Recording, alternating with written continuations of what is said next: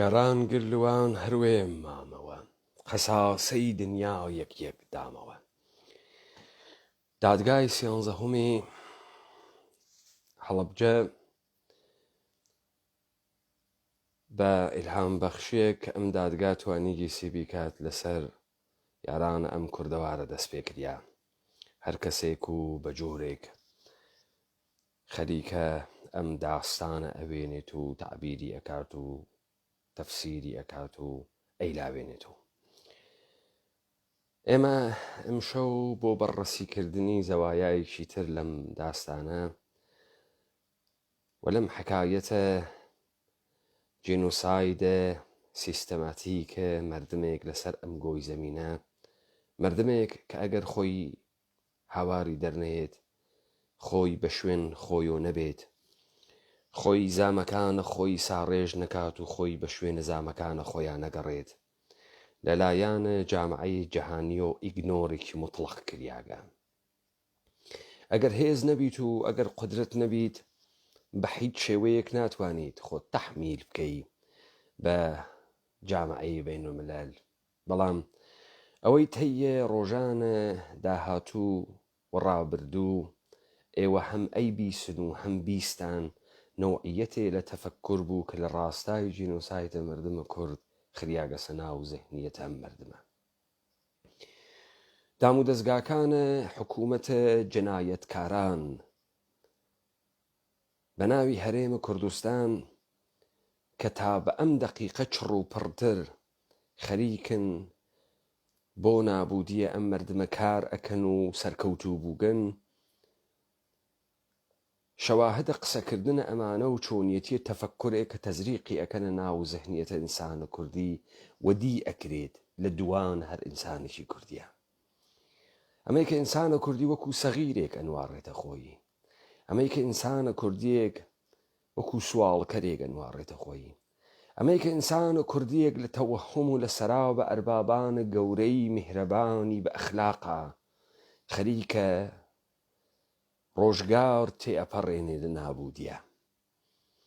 بۆیە ئومیدوارم ئێمە یەکبار بۆ هەمیشە بتوانین ئەم وەرەقە هەڵبگەڕێنینەوە، ئێمە بتوانین شێوەی دروست ژیان و دروست فکرکردن و احترام بە خۆنیان و احترام بە مەقامە ئینسانیە یەکترینیان فێر بووین. کاکدانای هەڵەبجەیی قەرار بوو ئێوە کەسێک بێرن کە ئەم شەو شەهادەت بدات.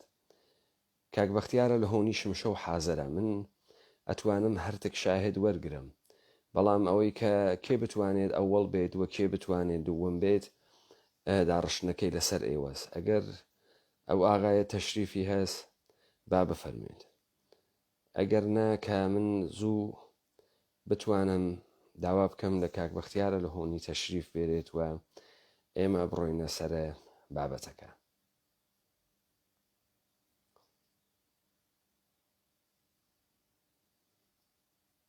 چی زۆر باشە کاکدانە؟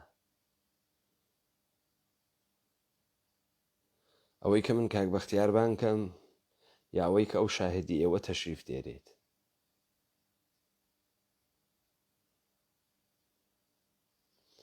بەڵێ ئاغای لە هۆنی ئەگەر ئامادەن ئێوە تەشریف بێرن لۆتفەن تا من کۆبەندیەکیش بکەم لە اتفاقاتە ڕابردوو. ئومیدوارم ئەوانەی کە بیسەر ئێمن، ئەوانەی کە دادگاکان تەعقیبەکەن، حەدەئەقەل زەکاتێک بدەن، یعنی بتوانن فەرازێ لە دادگاکان بنووسنەوە، خولاسە نوویسیەکی لێ بکەن، نەتایجێکی لێ بگرن بە ناوە هەر شاهدێک کە بەشدار ئەوێت، کەسانێک ئارشیڤی کەن لە لای خۆیانە و سعیکەن کە یەکبار بۆ هەمیشە سابتی بکەن کە ئەحیانەن ئێمە کارە خۆبەخشانەیش ئەەکەین، ئەحیانەن زەکاتێک ئەدەین بەم ئینسان بوونمانە، زەکاتێک ئەدەین بەم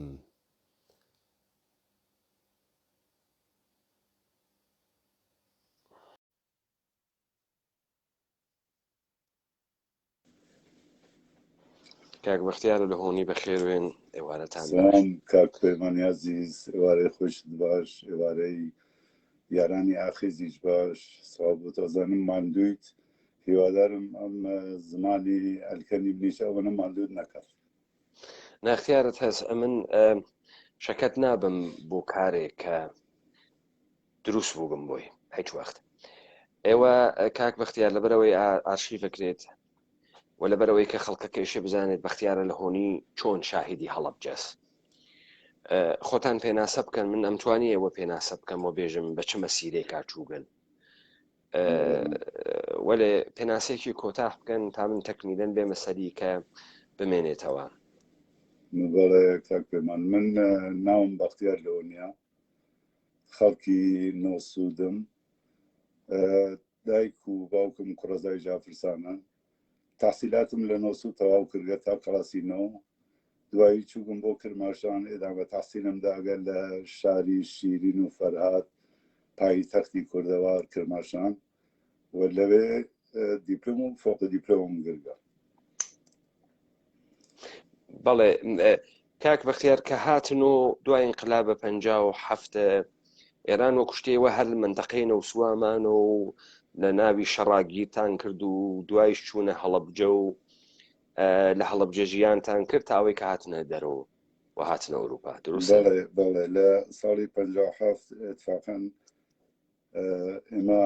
کە فعالەتی سیاسیمان دەست پێ کرد، ئەنجومەنێکمان تەشکیلدا بنەوی ئەنجومەنێ دفاع لە ئازادی و حقوقی ملی خەڵکی کورد. جا لەبەرەوە من ئەوەڵین کاری سیاسیم لەوێەوە دەست پێ کرد، بۆ خزمێکمان بوو ناوی حاجێلی بوو، وتی ئیسە چیەکەی؟ وتم لەم ئەنجومەنە کارەکەم. وتی کام ئەنجومەن؟ ناوەکەم بۆ خوێندەوە، وتی تەلاقم کۆتوێ هیچت بە هیچ نابێت. وتم بۆ؟ وتی نێوەکەی فرە درێژە. احتمالاً منزوری هەر ئێن بوو، ڕێگەکەی بوو، بەڵام ئەو وتی نێوەکەی زۆر درێژە. بەڵێ کاک پێمان، عەرزم بە حوزورتان کە ئێوە قەرار بوو لەسەر مەسائلێ قسە بکەن، با من بێمە سەر ئەوەی کە یەک ڕەوایەتە قاڵب لە فەرازە جینۆسایدە سیستەماتیکە 100 ساڵە ڕابردوو بە ناوە هەڵەبجە مەوجود بوو بە ناوی ئەوەی کە لە وەختە شەڕ ئێران و عێراقا و بە ئیسڵاح شەڕ ئازادی خوازیە مردمە کورد کە متەبەلور ئەبێتەوە لە هیکل ئەحزابە کوردی چ لەو بەرە کوردستان کوردەوارەوە و چ لەم بەریوە کە گویا ئەمە شۆڕشە مردمە کوردە و بە ئێرادەیە مردمە کورد دروست بووگە و لە ڕاستای چەسپاندنە مبارزاتە مردمە کوردە. شەڕە 8 ساڵەیە ئێران و عێراق ئەم دوو دەوڵەتی کۆرپریتیە ئەبێت بە بەهانەیە کە گویا لە وەختە ئەم شەڕە تەلاشێک ئەکرێت لەلایەنە ئەم هێزە پێشمەرگەیە کوردستانیە کە منتەقەیەک ئازاد بکرێت لە مشتومڕ و شەڕێکی پارتیزانیە کە بتوانن خاکێک ئازادکەن و دەرەنجامەکەی ئەلبەتە ماساتی فرەی لە یەکەوێتەوەیکی کیان هەڵەبجەس. ئەمە ڕەوایەتی غاڵب بوو. شتێکیش هەست ئەمەسە کە هەنێ چت کریاگە سەباو وەکو ئەقڵە سەلیم بۆ مردم بەجێ ماگە، ئەقڵە ناقص، ئەقڵە سەقەت. یەکی ئەوەی کە هەر خیانەتێ بەڕاحەتی لە پشتە نەزانین ئەشارێتەوە، نازانین و نەیانزانیگە و دێکی بکات و پیای خاسێکە و دڵیشی تێرێتی وە لێ نازانێت کە ئەم نەزانینە ئەوێتە هۆی سەڕانەوەی هۆڤیەتە مردمێک، ئەوێتە هۆی سەڕانەوەی سەرزەمینێک، ئەوێتە هۆی نابودیە مطلقە فەرهەنگی، تاریخی، ئیجتماعی، ئینسانی و فیزیکیە مردمێک وەدە کاورا نازانێت. بزانە یەکێک لە گەورەترین دەردەکانێک کە تۆ وەختێت دەسەڵاتێکی جەمعیە ئومەتیت نەوێت ئەمەسە کە تعبیرت لە مەفاهیمە کەلان نییە ئاغای لە هۆنی. چون حکمداریت نەکردگە، چون حکمت نەوگە، چون جامعەت بەڕێوە نەوردگە، بهترین بەرداشت تۆ زندگی شخصیتە، حوزەی ڕەوابەتە خانەوادەگیتە، لە کەلانترین وەزعیە ڕەوابەتە عەشایریە. وەیە ئەکسەریەتە مردمە ئێمە لە سیاسەت وەکو ڕەوابەتە عەشایری تێگا، وەکو سیاسەتە ناوە خانەوادە تێگا، هەر بەو ئیستیدلالاتە مردم ئەگەوجێرێت مردم مەفاهیمە کەلان نافەهمێ. بزانە مەسەڵەن مثالێک دەماغی لە هۆنی دۆس و دوژمن لە سیاسەتە، دوژمنێک کە پێناست کرد لە سیاسەتە و تۆ وتت ئەم دوژمنە دوژمنی منە و دیگەریە منە و ئەوی تر منە، ئەمە هەتایە تا ڕۆژە قیامەت ئەم دوژمنیە تەواو ناوێت، خۆشیش ناوێت. شاید تۆ تەکە دوژمنەکەیشتا بازرگانیش بکەیت، پەیوەندی سیاسی شت بوێت، بەڵام ئەمە دوژمنتە و تۆ کارەکەی نابودیکەی. بەڵام لە حوزەی شخصیات دوژمنایەتی حەدی هەست. وەختی دوو نەفەر وەیەک و شەڕەکەن لە ئەدەبیاتە مەسەبیاژێ سڵاواتێ بەنە دیارە پێغەمبەر و تەواویکەن، لە کەرە شەیتان بێنە خوار و تەواویکەن، دوو ڕوش چەرمک بەهێنێرن و حەلیکەن. ئەمە نایەتە حوزەی سیاسەتەوە. بەرداشتە مردمە ئێمە لە دوژمن بەرداشتێکی عەشایرانە چوون دەسەڵاتە کەلانی تەجروبە نەکردە لە دەورانە متەئەخرە.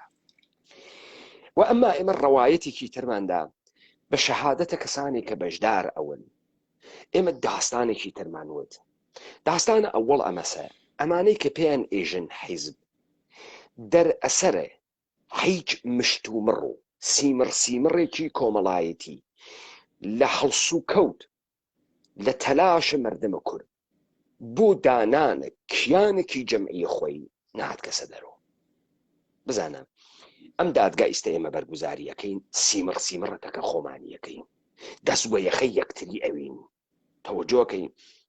ئەمە اتفاقی کە ئێمە گەرەکمانە زەوایای جۆرا و جۆری دەرخین، بەڵام ئەم اتفاقی هیچ وەخت نەکەوتگە لە پڕێکاوێنی عیدەیەک هەڵەسن و ئەم عیدە تەسلیح ئەکرین،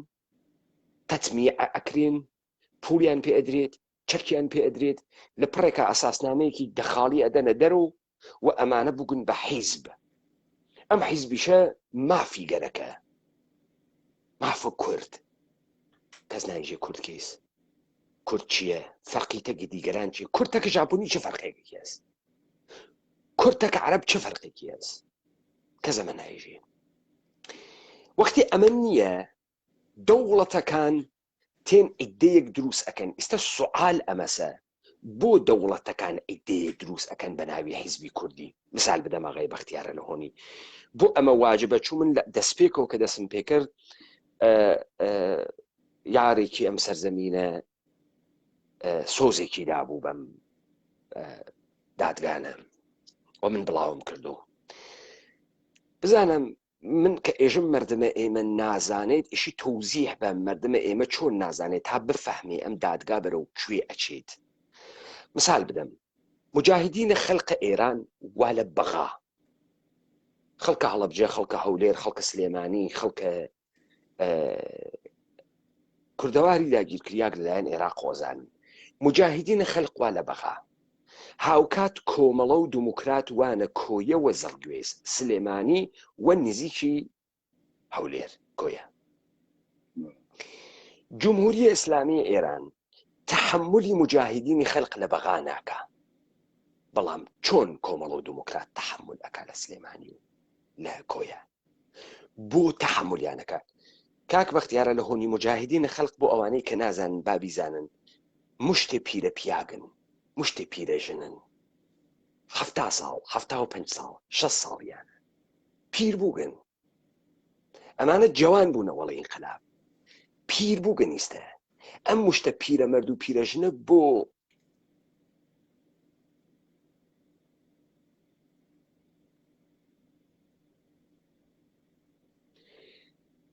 ئەم مشتە پیرەژن و پیرەمەردایانە بۆ لابرد،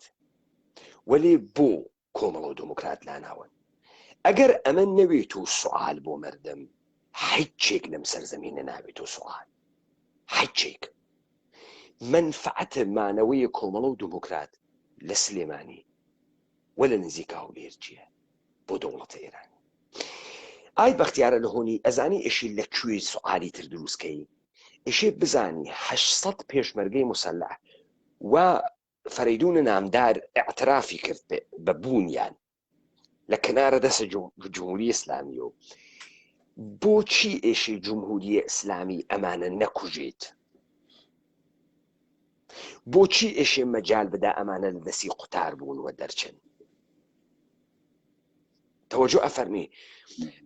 ئەمانە سوئالن کە مردمە ئێمە ناتوانێت جواوی بداتەوە. بۆ ناتوانانی جوای بداتەوە؟ چون مردمە ئێمە بێ ئەوەی دادگایان بۆ دانیاوێ، بێ ئەوەی تەمرینی کردوێت لە شەواهد بکۆڵێتەوە تا بە نەتیجە بگا، بێ ئەوەی پرسیار کە هەرچیەکیان وتکە قوبولی کردە. بزانم من دیسانەوە یەژم ئەوەی یەکێتی، ئەوەی پارتی، ئەوەی بزوتنەوەست، ئەوەی گەرە کێسی بێت شاهدیەک بدا بە پێچەوانەی شاهدیەکانە ئێوە ئازادە بابێت شاهدی بدات، نۆرمە دادگا واسەوەم شاهدی لە وەرەگرین. فەرەدونە نامدار گەرەکی و بە شلوقکردن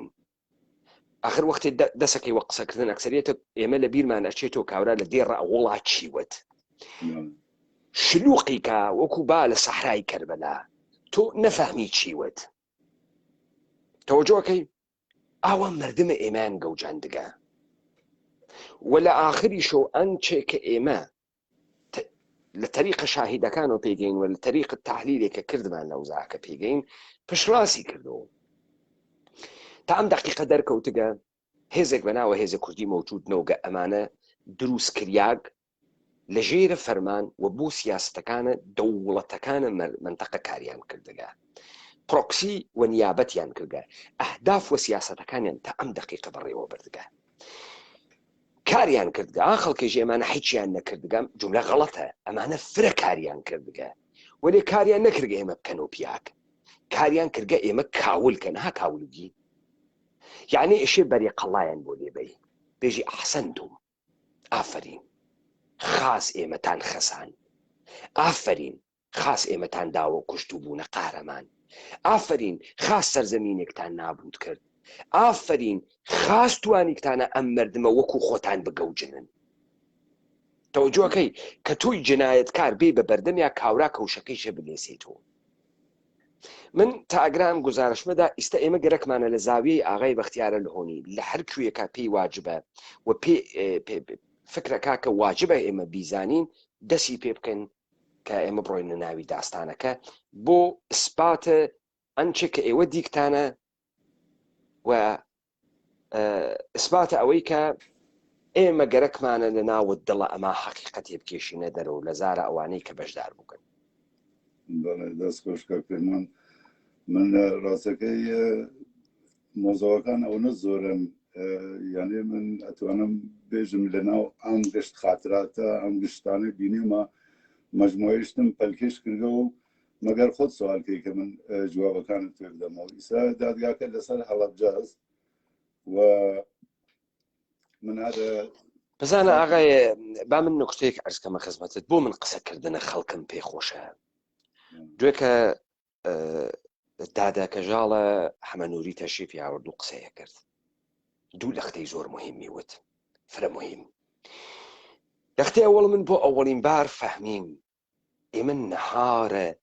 یعنی خواردنە نیوەڕوان نەهارە ئاخریشمان هەست بزانم ئەدەبیاتە مەسیحی یەکسری کۆڵەکەی هەن مەسەڵەن ئەدەبیاتە مەسیحی شتێکی هەست بە ناوی ماچە مەرگ ماچە مەرگ ماچێکە کە یەهودا ئەسخەریوتی لە مەسیحی کرد ئینسانەکان یەکتری ماچەکەن کە خۆشەویستی نیشان بدەن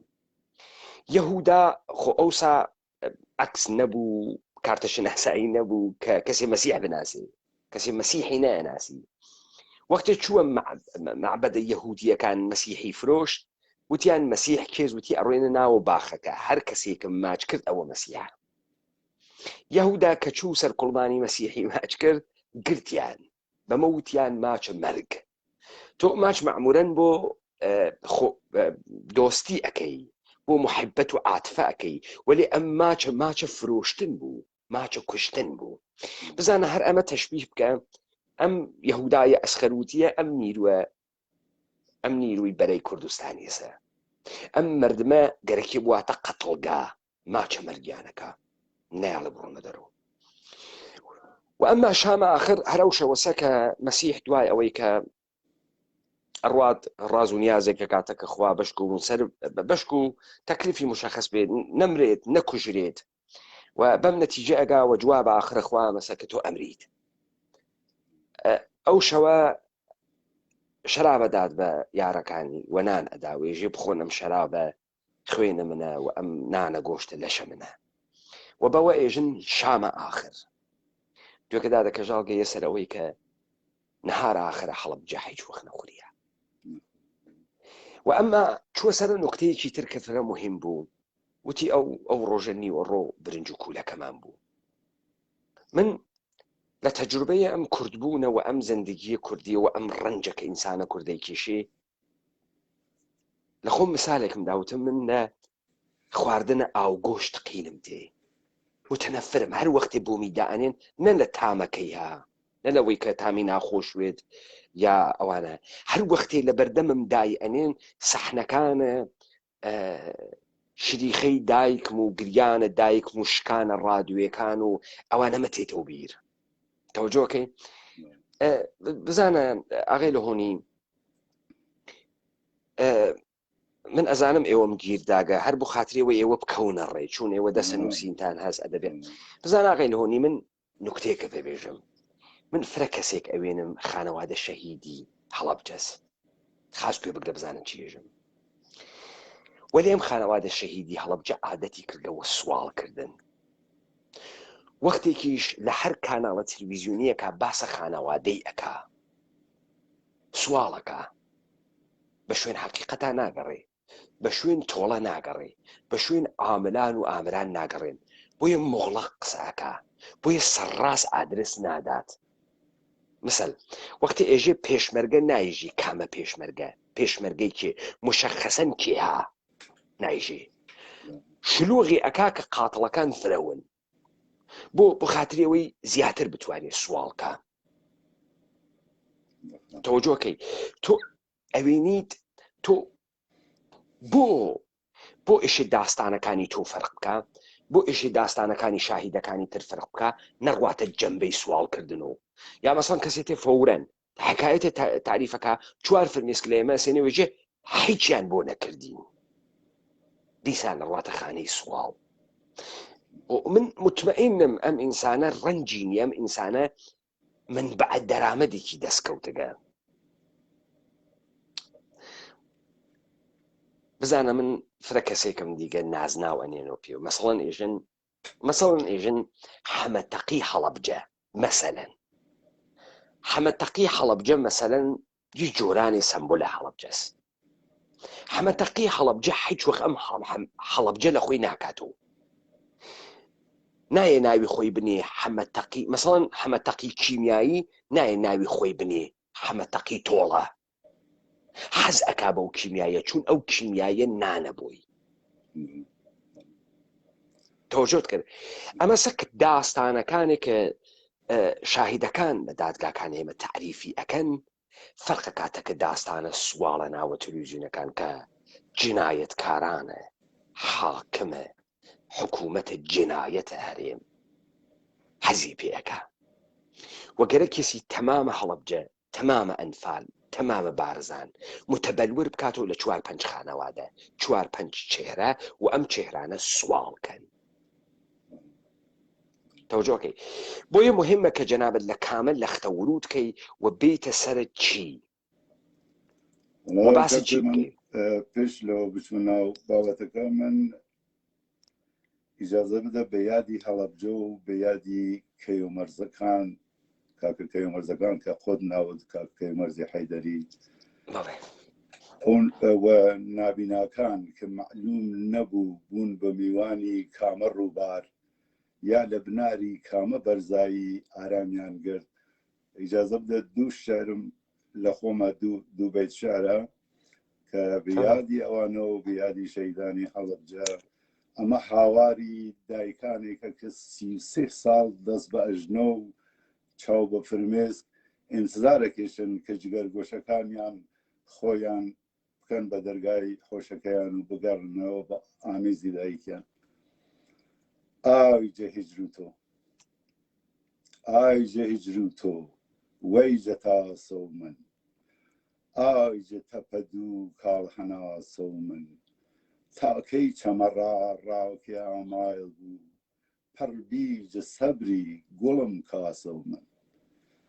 پێشکەشەکەم بە خەڵک و یارانی هەڵەبجە و شەیدانی هەڵەبجە با من بتان بەمەسەرە فەرموو دەی فەرموو. ئیجا من گەرەکم بوو بۆ من لێرە ئیساعاتکەم شایدی ئەدەم کاک پەیمان پەیوەندی ئێمە لەگەڵ هەڵەبجە پەیوەندیەکی مێژوویی کۆنە هەر لە سەردەمی دەسەڵاتی جافرسان لەو وەختە ئادڵەخان کە خێزانی عوسمان پاشای جاف و لە شارەزور کە دەسەڵاتی بوو ئەو وەختە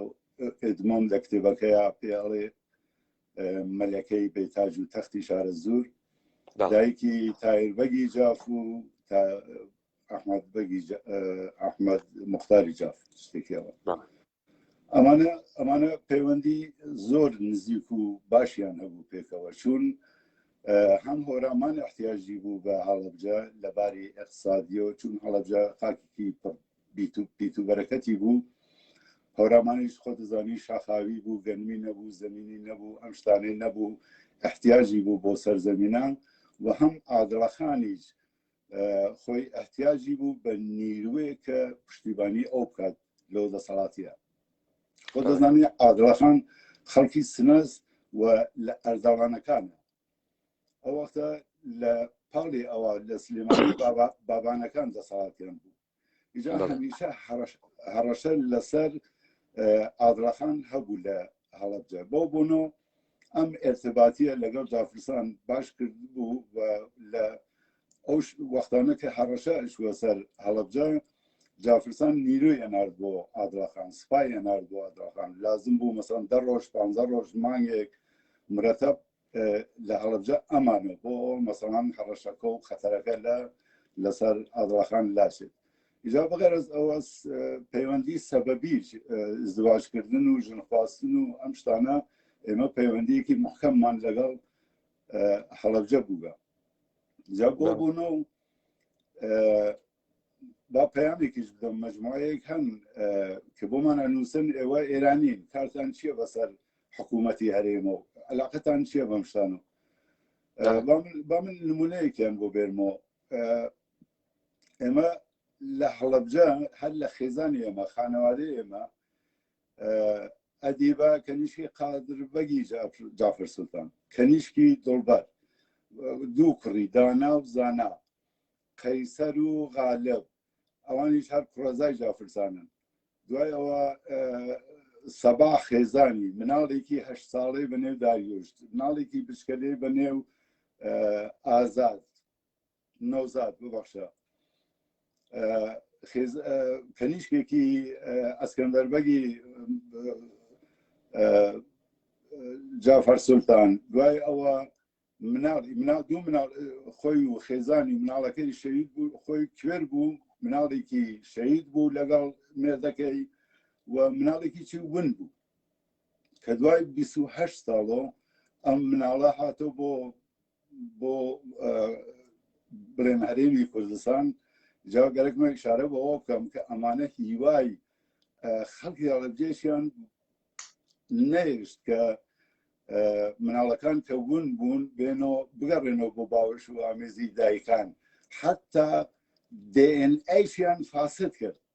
چۆن من نمونەیەکم ماست کەنیشکی ئەو خزممانە کە دوای 28 ساڵ گەڕایەوە DNAیان بۆ گرت لە 99.9 مشخص بوو کە ئەمە کەنیشکی ئەوە دوای ئەوە دایکەکە زانی بە خاڵی قەدی بەدەنیام کەنیشکە یا نیشانەهایە کە لەسەر بەدەنیام کەنیشکە بوو زانی ئەمە کەنیشکی ئەو نییە دوایەوە دێنایان بۆ گرتەوە دیسان ئەم جارە 99.9 بوو بە کەنیشکی بنەماڵەیەکی تر تەوەجۆ فەرمووی یعنی ئەمە ئومیدێک بوو کە خەڵکی هەڵەبجە بتوانێت مناڵەکانیان بدۆزێنەوە بەڵام ئەمە ئەمیشیانە فاسد کرد یعنی ئەتمادیان نەما بە حتا بە عیلمیش بە DNAیش تۆ ئەزانی لەو وەختە تایسە پرۆسەی DNA یعنی دۆزینەوەی مناڵەکانی هەڵەبجە ستۆپ بووگە چون ئەوڵان هەم خەرجبەردارە بۆیان هەمیش بەم شێوە بە ئەتمادیان کرد یعنی خەڵکیان ئەتمادی خەڵکیان لێ سندن کە باوەڕ ناکەن حتا بە مەسەلەی DNAیش تەوەجۆ فەرمووی ئاغا لە هۆنەی با من بێ مەسەلەکە من ئەلبەتە دەست خۆش بێت کە ئەو تاریخەت بەحس کرد بزانە بەرداشت ئێمە لە سەرزەمینمان بەرداشتە عەشایرانن ئێمە شارە خۆمە هەندە خۆمە بتو بۆ دنیا قسەی لەسەرکەی تەوەجۆکەی ئەگرا کوچەی خۆمە کەڕەکە خۆمە شەقامە خۆمە تۆ بۆ دنیا قسەی لەسەرکەی ئێمە نە بەرچاو تەسکانە خەریکین تەکەمە قسە ئەەکەین بەرخورد ئەەکەین نە ئیجازە ئەدەین بە کەسێک کە بە بلوغە ئینسانی نەگەیوێت لە سەحەتە مۆمەتە ئێمە دەمدرێژی بکات وە قسە بکات ئێمە لە هەرکوێ ئەم سەرزەمینە پێمان خۆش بێت هەڵسوکەوتی تیاکەین پێمان خۆش بێت ئەوەی کار بێت ئەیکەین و جوابە کەسێکیش نادەینەوە کە گەرەکی بێت بەر بە ڕەوەندی تەبدیل بوونە ئینسانە کوردی بە هێزە جەمعی بگرێت و بە قدرەتەوە سەرکوبی ئەەکەین و مەجال نادەین ئەم چەشنە دیسکۆرسە سەردەربێرێت و قسە بکات هەر بۆیە پێویست ناکات من لە شەوانی تریشا بیستگمە لە کەسانێک کاتێن حتا خودە خەڵکە هەڵەبجەن و مەجبورن پاساو بێرنەوە یا تاریخێکی بۆ باسکەن یا لە ژێرە حەجمەیە مشتە ئینسانە ئەحمەق داپڵۆسیاگە خەسیاگ قسە بکەن من ئاغای لە هۆنی پێویست ناکات بێژم چەندێک ناڕەحەت ئەوم بەوەی کە مەسەڵەن کابرایە فکرەکات کە هەڵەبجەیە و لە ئەوەڵین کەلامیژی چیتان هەیە بۆ هەڵەبجە چی بۆ هەڵەبجە ئەکەن تەوەجۆکەی کە ئەنەهوو ئەمە شتێکی دۆڕدانەس و ئێمە ئێشێ لیلی بخینە لالای و گەورەی کەین و باوەشێنی کەین و نازانمیش بۆچی تۆ هەنووز خۆت لە خۆت نەکۆریاگی تۆ هەنووز خۆت ساحەوە خۆت نییە تۆ هەنووز خۆت مەوجودیەتێکە نییە نازانم ئەم من ئەکەومە بیرەوەی کە مەسەڵەن تەنیشتێکی سادەی ساکاری لادێی مەسەڵەن بڕۆی پێبێژی شوم پێەکەی ئەویش پێژی دێکچیم بۆ ئەەکەی بازنێکم بۆ ئەەکەی بلوانکەیەکم بۆ ئەەکەی من نازانم بۆچی ئێشێ پیاگێک لەو ئاستە دابەزێت نازانم کێ تەربیەتی کردگە نازانم لەگەڵ کێ فێری قسەکردن بووگە نازانم بۆ فکرەکە لە هەر مەجلیسێکە ئەتوانێ قسە بکە نازانم بۆ فکرەکە لە مەجلیسم پیاگانیش ئەتوانێ دانیشێ زاغە لە هۆنی نەپێویستەکە جەنابەت نەپێویستەکە هیچ کەسێکی تر بڕاتە سەر ئەو مەسەلە بۆ جارێکی تر با من ئێوە بۆ مەسەلا و تاریخێکی گەرەک مەزاهرن بۆی وە سەختە دەست پێ بکەن لە کۆوە دەست پێەکەن بزان ئاغای لە هۆنی با من بێ مشەخەسەن لەسەرە مەسئلەیە قسە بکەم و بعد ئێوە بووەمە ناوە داستانەکە حیزب دموکرات نیرویەکی فرەی کێشاگەسە دواوە کەس نازانی بۆ من ئەم تەوزیحە ئەدەم مردمە ئێمە ئەسڵەن ئەتلاعاتە نظامیان نیە نیرویە پارتیزانی نیرویە گریلایی نیرویە جبهەیە منسەجم نییە شەڕ جبهەیی ناکە شەڕ متعارف ناکە سەنگەر لە بەرامبەرە سەنگەرا ناوێسێت خاکڕیز دانانێن لە خاکێک دفاع ناکە نیروی پارتیزانی ئامانجەکەی ئەوەسە کە حاکمیەت شەکەت کات با لە مؤسساتی وە نەهێڵێ حاکمیەت کارەکانە خۆی بواتە بەرەو و دەسەڵاتە خۆی بچەسپێنێ بۆیە نیروی پارتیزانی شێ دائما لە ناوی شارەکانە حزوری بێت و دائما ئێشێ بتوانێت بالێ و بەرەی پشتیشی لۆجستیکە ئەوانە بێت کە لە ناوی شارەکانە دەزەوەشێن نیروی پارتیزانی وا لە حرەکەتە خاکی نییە گرتوێتی ئەزانی بۆ من ئەم قساکەم کاورا سوحا پاساو نەهێنێت و بێژی هیچ نقطەیە نەباکە بەدەسە ئێران نەبوو بێ سنە بەدەسە ئێرانەوە بووە لەوەش دوای شەڕ سنە هەر بەدەسە ئێرانەوە بوو لەذا ئێشێ ئێمە بزانین بۆچی بەر لە هەڵەبجە حیزب دموکرات 800 نەفەر نیرویە داخڵی کە نیرویە عملیاتی حیزب دموکرات بووبن ئەکێشێتە دەرەوە ئەمە یەک والتجمع والتجميع كان منطقي هورامان وأمني روا وقتك عمليات هەڵەبجە هو الفجر الدأكريت أمني روا أتوانيت بزانا فريدون نامدار كابرايكي يكيتية حزيفنا بجمهوري إسلامية كد فرح حزية كد كدفاع عليه كيتيبكا فريدون نامدار باعتراف خوي كلوي بوغو دوربيني خسكا وحتى دسي تكان دابو هليكوبتركا دانيشيتو 1500 نەفەر پێشمەرگەی بەرەی کوردستانی و هێز سپای پاسداران بکەن 1500 نەفەر ئەوەی عملیات و الفەجر دەی کردگە سوالە ئەوەڵ گەورە ئەمەسە حزب دموکرات بوو چی تەکە ئەم هێزی ئێرانە دەرناکەوێ ئەمە یەک ئەگەر حزب دموکرات تەکە جمهوری ئیسلامیە دوژمنە و حزب دموکرات ئەم مردمەی هەناردگە کوڕی خەڵکی داگەوە کوشت بەم شاخ و داخانە ئیستا حەی و حازر ئەمەلیاتێکی گەورە هات کە ئەتوانێت گەورەترین سەروەریە تاریخی بخۆی تۆمارکە لە کنارە ئەمە حزب دموکرات حزب بەعس عێراقی تەجهیزیەکە تەتمیعیەکە پشت جبهەی پێداگە ئەسڵحەی پێدا پولی پێدا ئیمکاناتی پێدا دەرنەتیجە حزب دموکرات ئیشێ لە ئیلتجای سیاسەتە حزب بەعسا نێڵێت نیروی ئێرانی بێتەناوە خب بۆ ئەوەڵەن ئەیان کێشێتە دەرەوە بە کەس نایژێ بۆ نیروی حزب دموکرات دەرگیر ناوێ ئایا تو شاهدی ئەدەی کە دەرگیر نەبوو یعنی فەرمانیان نەبوو کە جبهەیە بکەنەوە وە ڕای ماڵە نەم نیروە کاک پەیمان ئەمان حزبی دموکرات پێش لەوە کە بەلفەجری دادەست پێ بکات ئەمانە تەماسیان گرت بوو لەگەڵ سەرانی حزبی دموکرات و حتا داوای دانیشتنیان کرد بوو جا مەسەلێک هەست ئەڵێ هۆرامان تایسە بە شەڕ بە جەنگ نەگیریاگە بەڵام بە نێڕەنگ هەمیشە گیریاگە بە نێرەنگ گیریاگە ببەخشە کاک بەختیار جمهوری ئیسلامی داوای کردبوو تەکە ئەمانە دانیشێت بەڵێ من بەڵێ ئەوە حتا دانیشت بوون نەبی قادری و حەمەی مزەفەری لە دانیشتنەکە دانیشت لە کوبنەوە نەبی قادری یا حەمە نەزیفە قادری نەبی قادری نەبی قادری لەگەڵ حەمەی مزەفەری ئەمانە دانیشن و قۆل و قەرارە بەسەر قەرارە جمهوری ئیسلامی حملە نەکا بەوان جمهوری ئیسلامیێژە کار نییە بە ئێوە مۆتا جەماعەتی یەکێتی ڕەفیق و دووس و برادەریان بوو کەسێکیان ئێژێ پێیان بەبەگیان باوەڕ مەکەن بە جمهوری ئیسلامی حتمما مطمئن بن دوای هەڵەبجە لۆلاوە ئەگەڕێتەوە لێتانەدا ئیجا ئەوانەیشە کە توافقیان کرد بوو کلن توافقیان کرد کاک بەختیار ببەخش ئەمەی کە جەنابەت ئەی فەرمووی بیستکتە لە کەسێک من لە کەسێک بیستمە خۆ ئێمە ناتوانین سەحەت و سوقمە ئەم قسە تەئید بکەین چون یا ئێوە ئێشێ ناوە کەسەکە بوون و کەسەکە بێت ئەمە پشتڕاست کاتەوە یا وەختی نەقڵە قەوڵ ئەکەن منشەئە نەقڵە قەوڵەکە ناهێژن ناتوانێ مۆردە ئستنادە ئێمە بێ ئەمە یەک چت دەگرا موجودە یەک چت موجودە بزانە ئەمەی کە دەوڵەتە عێراقی لێو دوا هیچ سزایە بەسەر حیزب دموکراتان نادا ئەوەی کە دەوڵەتە ئێرانی تەکیا دەرگیر ناوێت تەرەفەین دەستوریان داگە کە ئەم اتفاقە بکەفێ یعنی هەم دەوڵەتە عێراقی و هەم دەوڵەتە ئێرانی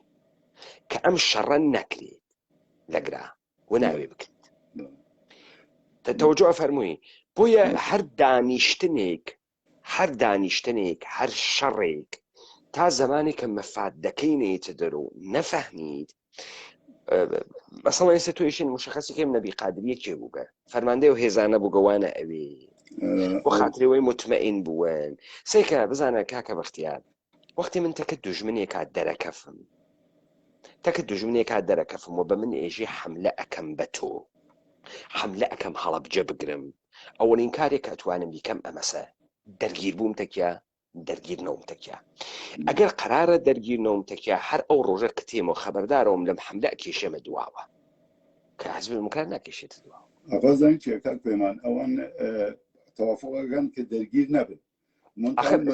ئاغای لەهۆنی ببەخشی ئاغای لەهۆنی سەرکە من ببەخشی ئەمە مشخص بێ بزانە من جەنابە 1 ملیۆن قورعانم بۆ بخۆ بێژە بێ بڕۆ لە حەلیمە کوردستانە دانیشە ناڕۆم حیزە کوژەم بکەن تەوەجۆکەی بزانە من حتا قودرەتم نەوێت ناڕۆم لە لای دوژمن ما بنە دەسە دوژمنم حیزە کوژەم کە ئەگەر 100 نەفەر نیروی مسلحمە بەردەسە و ئەڕۆمە دەمە ئیژدەها تەوەجۆکەی وەلێ من چ تەزمینێکم هەست دەوڵەتە ئێرانی لام لێ نەکاتەوە چی ئەتوانم بکەم هیچ ناتوانم بکەم مەگەر ئەوەی کە شەڕکەم دێ من شەڕی کە خۆم ئامادەکەم تا شەڕە دفاعی بکەم چەنێ فەرقیسی شەڕێ لە پڕێکا باندێم چەنێ فەرقیسی تاوەی کە عملیاتم دانایەوە خۆمە ئامادە کردوێت کە سەرکەوم ئستا ئەوێت و چی ئەوێت و جەنگ و گوریزێکە من گەرەک من دەرچم لە مۆسەتم کانێز نیوەی نیروەکەم لەدەست بە دەی من ڕیسکە وا چۆنەکەم بزانە کاک بەختیار من ئەمە ناڕۆ ئەگەر ئەم تەوافقاتە لە ڕێی دەوڵەتە عێراق و بە ئەمان نەبێژراوێت و لە ڕێی دەوڵەتە ئێران و نەبێژراوی ئەمە نایەنەدواوە ئەمە ئەرباب دەستورەداوە بعدەم ئەمانە تێنە دواوە ئیجازە فەرموو کاک پەیمان ئەو مزەفەری قادری مزەفەری محەممەدی مزەفەری ببوورە دوای شەڕی هەڵەبجە ئەزانی چووە تەسلیم بووە ئەزانی چیان کرد بوو بە ڕئیسی ئەطلاعاتی مەریوان کاک بەختیار ئەمە ئەزانم کاک بەختیار مطمئن و عەبدوڕەحمانی قاسملوو بڕیارە عەسڵیەدا ئەم ئاغایانە ناتوانن بیدەن مەگەر ئەوەی کە عەبدوڕەحمانی قاسملوو ئەسا عادەتی ئەمە بوو ئیجازەی نەدام شم و پاق قازانە سەر دەربێنن کەسیانی بە پیاگ نازانی عەبدوڕەحمان تەسمیم ئەنە های عەبدوڕەحمانی قاسملوو ئەیگرێ و عەبدوڕەحمانە قاسملووە کە فەرمان ئەدایان نایدا بۆیە من کاک بەختیار خایشە لێکم دە شەنی دەهای دیگەران نەیژە لە دیدەهای خوات بێژە من سوعالە لێکم ئێژم شەڕیان کردیانیان کرد ئەخۆ من نەبووگم لەوێ کاک پێوە من لە هەڵەبجە بووگم بەڵام بیستێک لە هەڵەبجە بێژە ئاغای لە هۆنیت باشە کە جنابەت چی فاور لە شهادەت بی من نازانم لە کوێ دەست پێ بکەم من لە هەڵەبجەوە لە ئەو دوکانەکەی خۆمان و لەوێەوە دەست پێ بکەم فەرموو بۆ جەریانی هەڵەبجە بەڵە فەرموون ئێمە ڕۆژی 15 لەسەر 16 لە ساڵی 1970 ڕۆژێک پێش لە شیمیاییەکە بەڵێ ئەو شوێنە کە ئێمە لەوێ ئەژیاین دوکانێک بوو دوو تەبەقە تەبەقەی ژێری دوودانە ئۆتاق بوو بەڵام فرە محکەم بوو چون ئەم ئۆتاقانە بە چیمەنتۆ و محکەم بوون شوێنی کە محکەم بوو معمولەن ئەو شوێنە محکەمانە خەڵک ئەچوو بۆ لەوێ خۆی بپارێزێت لە تۆپ و لە بۆمب و لە نازانم ئەو شتانە ئێمە لە دوکانە بووین مجموعەی فرە ئێرانی جەمع بوون و ناو دوکانەکە ئێمە ئێرانی منزورت هێزە ئێرانە نا هێزە ئێران نا مجموعەی ئێرانی کە لە هەڵەبجە بوون بۆ نمونە ڕەفیقەکانی خۆمان بوون بۆ نمونە حتا شاپوری فیروزی کە ئەو وەختە لە ڕێبەرایەتی شۆڕژگەرین بوو جیاد بۆ لە حیزبی دموکرات ئەمانە هاتن تەسمیم بگرن کە ئەشێ ئێمە چی بکەین بالاخره ساق بوون و لەسەر ئەوە کە لەگەڵ حیزبی دموکرات ببن و بە یەکێ و لە هەڵەبجە خارج بن حتا پیشنهادیان کرد بە من کە توش بێ لەگەڵمان منتها من بە پێی شەرایەتێک کە بووم قەبلەن لە نۆسووە لەسەر شەڕی کۆمەڵە دموکرات ئێفشاگەریەکم کردبوو جەنایەتێک کە حیزبی دموکرات کردبووی دەرحەق بە پێشمەرگەکانی کۆمەڵە کە چوار پێشمەرگەی کۆمەڵەی گرد و ئەعدامیکردن من لەگەڵ هەیەتی یەکێتی نیشتمانی و کۆمەڵە و حیزبی دموکراتوانە دانیشتنم بۆ ئێفشاگەریم کرد لەسەر ئەم جەنایەتە ئیجا ئەوان ئیتر خۆشیان لە من ناهات بە دوای منە بوون کە زەربەم لێ بدەن هەر بۆ بۆنەوە من ئەتمادم نەبوو بەوان لەگەڵیان بچم ئەوان چوون و ئەو نیرویچە کە ئەڵێن 800 نەفەر کاک پەیمان بە نەزەر من ئەمە هینەکەن 800 نەفەر نەبوو ئێغراقەکەن ئەزانی بۆ ئەو حەزیانەکە نیرویان فرە نیشاندن بێژن ئێمە 800 نەفەر نیرومان بوو بەڵام ڕوبڕووی ئەوە بوونەوە کە ئەی بۆ دفاعتان نەکردگا 800 نەفەر نیرو بۆ شەرتان نەکرد لەگەڵ جمهوری ئیسلامی ئیسا هاتکردن ئێژن ئێمە وەڵا کەمتر بوون ئەوە کاکە بەختیارە لە هۆنیێژێ کابرای وتی دوێشەوە خەودیم چل گولک پەرامارم دان کاراوتی ماڵ کاول چل گورک هاتە ڕات وتی نە سیگلەبی وتی سیگلە گورک هات چوو دڵت نەتەقی وتی نەوەڵا بیسگلەبی وتی ماڵ کاول بیسگلە گورگ وتی ئەلان کە خاس بکرەمە و دەگلەبی وتی دەگلە گورک هاتە ڕات چوو زاڵت نەتەرەکی وات خاڵە وڵمان کە گەماڵە بووری بی چێکە ئاغای لەهۆنی ئەم ئەرقامە و ئەم قسانە کە ئەیکەن تماشاکە کورد ئەم دەهاتیانە وانە ئەم حیزبانە فەرێدونە نامدار لەولاوە وتی سەرکردایەتی و کورد خەڵەتیا چوون ئەقڵینەوە لە کاتێکا خۆی ماسکی پێ و دەرزی پێ و وتی نامەیان هەناردەگە وتیانە چاوتان ئەتوونێتەوە بە خەڵکەکەیان نەوتکە لەم لاوە وتی ئەقلیان نەو سەرکردایەتی کورد ئەقلی نەو لەم لاوە وتی جەڵال تاڵەبانی فرپیای مهمێکە ئەمانە لە هەر کوێ بە نەفعیان بێ با لە هەر کوێ هەڵکاشەنەکەن مردمیش 5 دقیقە پێشی لەبیر نییە چۆن ئەمە کاورایەکی ئەحمەق بوو بە حماقەت خۆی ئەم جینوسایتە گەورەیە خوڵقاند چۆن لە گراپیایەکی فەرهیختە و دانا و ڕەهبەر و چوزانم کەس وەکو ئەو نییە و ئەو ئەتوانێ ئێمە ئیدارەکە و ئەو ئەتوانێ ئێمە نجات بدات دێم ئاغا کاکە گیان تۆ دوکانی 3 دەحفە وەرشکەستەیکەی خەڵکی ئەنەوێ لە گوێت فراداتە دەرو تەوەجۆ ئەفەرمی لەذا من نازانم ڕقەمەکەی چەند و کاک تاهای خسروەوی فەرمایشی کرد 800 فەریدون وتی 300 بە عەدەدیش وتی 360 و خوردەیە ئێمەش وتمان کاکە گیان نە 360 و خوردەکەی تۆ نە 800ەکەی کاک تاها 500 خاسە 500 خاسە تەوەجۆکەی ئەسڵەن کاکە 200 خۆ ئێوە ئەتانوت ئێمە پڵنگین و قەپەکەینە سەرە دنیا تەوەجۆکەی دێت تۆ بۆ قەپە نەکردە سەرە دنیا تۆ بۆ ئەم شەرتە نەکرد ئێژی ئەکوژریایان دێت تۆ کوڕە خەڵکیت هەنارد کوشتنە چەنە بۆ هەڵبەم هەناردە کوشتنە بۆ عەمەلیاتە ئەلکی چەنە بۆ هەڵبەم بە تۆ بەلاتۆ مهم بوو کاورە ئەمریت بەلاتۆ مهم نەبوو مهم ئەوە بوو لە ڕێی بەڵوزی دموکرات مردەگە بۆ سوسیالیزم مردەگە دارە ئازادیە و خوێنی ئەدرێتی و خوێنە شەهیدان تێت بزانە کاک بەختیار من سەرەتا وتم ئەم مردمی ئێمە چون یە زەهنیەتێکی لە دەسەڵاتێکی کۆلەکتیڤ و هێزێکی جەمعی و کەلان نییە وەکو شەڕی عەشیرەی و کۆچە و کۆڵان و لە ڕەوابەتی پەزومانگا و شەڕی دوو نەفەرتەکی یەکتریا ئەنوارەتە مەسئلەی کەلان تەوەجۆکەی مەسئلەی گەورە مەسئلەیە کرد بکاتە دەسەڵاتە گەورە خب بفەرمونون ئێوە ئێدامە بدەن ئیتر بالاخره ئەوان چوون خۆمە ڕەفاقەکانی خۆشمان بازێ ئەواداری کۆمەڵە لەگەڵیان چوون خۆ ئەوان سە تادادەکە من پرسیگمە لێیان ئەو تادادەکە ئەوانێژن 800 نەفەر ئاسان ئەمانەیژن ئێغراغەکەن ئەوەنە نەبووگین ڕەفاقەکان خۆمان دوایی چوون لەگەڵیان و دوایی گەڕان و دوایی باسییان کردە بۆمە ڕۆژی 16 کەیتر شیمیابارانی ئەڵەبجە دەستی پێکرد من خۆم تاق و تەنیا لە دوکانەکە مابوومەوە دیم مجموعەی سەربازی عێراقی خۆیان کرد بە ژوورە داوای ئاو و نان و ئەم شتانیانە کرد منیش وتم فەرموو بێرن ژوورە کە ئەوان گشتیان چوونە ژوورە خۆی هیچ لە ماڵەکەیمان نەبوو منیش خۆم هاتمە دەر و چوون بۆ لای ڕەفیقێکم کە ماڵیان نزیکی دوکانەکە خۆمان بوو چوون بۆ ئەوێ لەوێ ئیتر بۆمبارانی هەڵەبجە ئەکریا مەجموعەیەک لە بۆمبەکان دەنگیان فرە محکەم بوو گەورە بوو مجموعەیەکیان پڵپەیان هات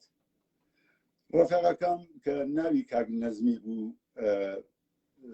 ئەو وتی کاک بەختیار ئەگەر ئەزانیت کە قسەکردن بۆت سەختە بە جافی ئەتوانی بیگۆڕی بیکەی بە هەورامی یعنی فکرەکەی ڕەوایەتەکەت لێ تێک ئەچێت من ئەحساسەکەم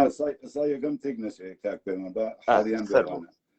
من چوم لە ماڵی ئەوانە بووم کە بۆمباران ئەکریا بازە بۆمبەکان دەنگیان فرەزی بوو بازە بۆمبەکان پڵپەیان هات پڵپەیانێ دەنگیان کەم بوو ئەو ڕەفیقمانە ئێوت ئەمەیان شیمیایی بوو من ساعت چەند تقریبا ساعتی 10-11 صح ڕۆژی 16 ڕۆژی 16 جا وەختێ دادەکەجا وتی ئێمە شیمیاییمان ناناسی مردمی عێراق هەموو شیمیایی ئەناسی چون سۆرۆلمارەکەەکەی شەڕی ئێران و عێراق فاو کاکەگیان ئەوەی کە تۆ بیستوێتە بزانی ئەکوژێ مەسەڵەن گولە تۆپیش ئەکوژێ ها ئێستا ئەو مردمە گشتی ئێژێ بۆمبی ناپاڵم نازانێ ناپاڵم چییە تا من پێت بێژم ناپاڵم چییە ناپاڵم بۆمبێکی ئاتەشزا بوو ئاگری ئەگرت ئاگری پیسێکی ئەگرت لە بنزین و چەندین مادەی شیمیایی قابل اشتعال سریع دروست کریا بوو کە مایەیەکی ژلەیان تێکرد وەکو ژێلوا بوو. ئەمە بینەهایەت ئەسوود و ئاگرێکی گەورەی دروزەکرا من لە ڤێتنام ئەمریکا بەکاری برد بۆ جەنگەڵەکانی ڤێتنام ئەسەن ئەتی تاواندۆ گەرمای ئەم بۆمبە بەمێژن ناپاڵم ئەوەی کە ئەمانە بە ناپاڵمیێزان خۆیان پێژن ئەنقودی ڕازەکە ئەنقودی پێژن بزانە کاکە بەختیار کابرا ئەسڵن نازانێ ئەمە میکرۆبە ئەم میکرۆبە تەسیر لەسەر پێستانیت بدالێت ئالوودەت ئەکا ئەڕواتە ناو بەدەنت تەوەجۆکەی کە ئێژی کیمیایی نازانی چییە ئەزانێ ئەکوژێ وەلی نازانی چۆن ئەکوژێ تەوەجۆکەی وەزانت پەڕۆیە بچەقینێت و ئاوا بدات و دەمی و تەواوە لە خۆی سوال ناکە ئەمانە بۆ دەستکەشەکەنە دەستیان بۆ لباس ئەکەنە بەریان بۆ ماسک ئەوەسن بەم وەسویشە ئالوودە ئەوەن هەر تەوەجۆکەی مردمەکە نازانێ مردمە ئێمە بیشکێسی حکوومەت لێ پرسە حەچێک لە حکوومەت نازانی ناوی حکوومەتە زندگی ناکە حکوومەت تا پێی نەداگە سەمەری سەری حەچی لە حکوومەت نازانی چون تااقەتی نییە بڕۆ لەم جامعی ئێمە یەخە بە خەڵکی بگە گشتی تحلیلی سیاسی وابێ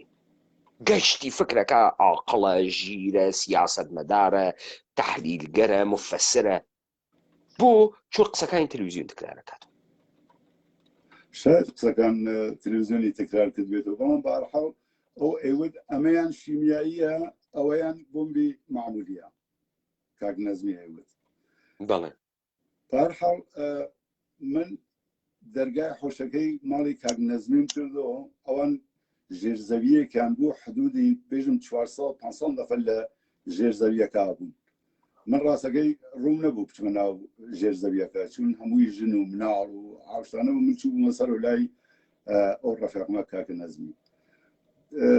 دەرگای ئینەکەم کردەوە دەرگای ماڵەکەیان تەواشەی ناو خیابانەکەم کرد ئەو خیابانە کانیا قوڵکەیان پێوت کاک پەیمان فقط مجموعەی سەربازی ئێرانی بینی کە بە شێوەی ڕژەچوون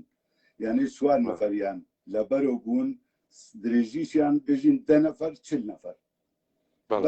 بەرەو ماڵەکە هاتن کە من دەرگاکەم کردو ڕاست من چون ئێرانی بوومەوانە ترسیام دەرگاکەم بەستەوە حدودی شاید بێژم نیم ساعتی پێ نەچوو من گوتم زانم ئەم سەربازانە چیان لێهات ئەم جارە دەرگاکەم لاترە کرد دین یەک سەرباز لە ناو شاری هەڵەبجان نەماگە ئێتر نازانم خەبەریان پێدا بوو کاک بەختیارە لە هۆنی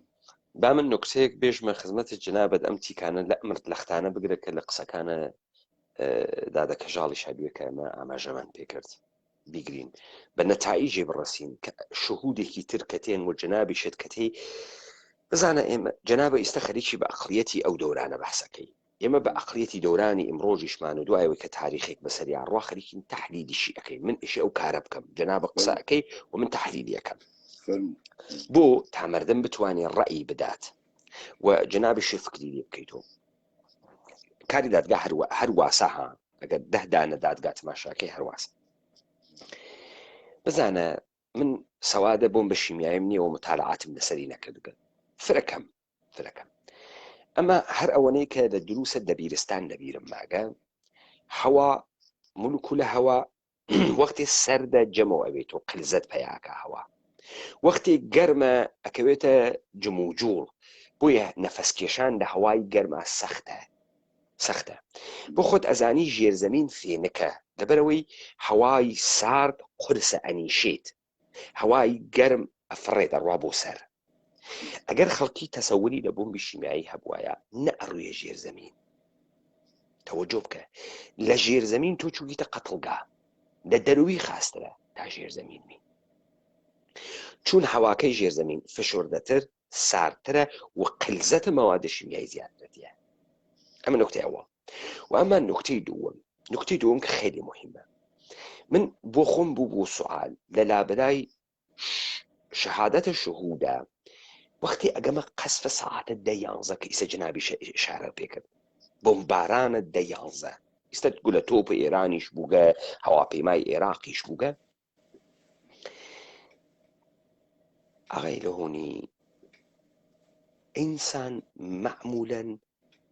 وەختێک لێ ئەقۆمێت ئەووەڵین شتێک کە دائیمەن تکراری کردەسەوە و تکراری کردەسەوە ئەو کارەکە. مەسەڵەن پەناگرتن، تۆ کە ئەکەویتە ژێرە حەملە پەناگری،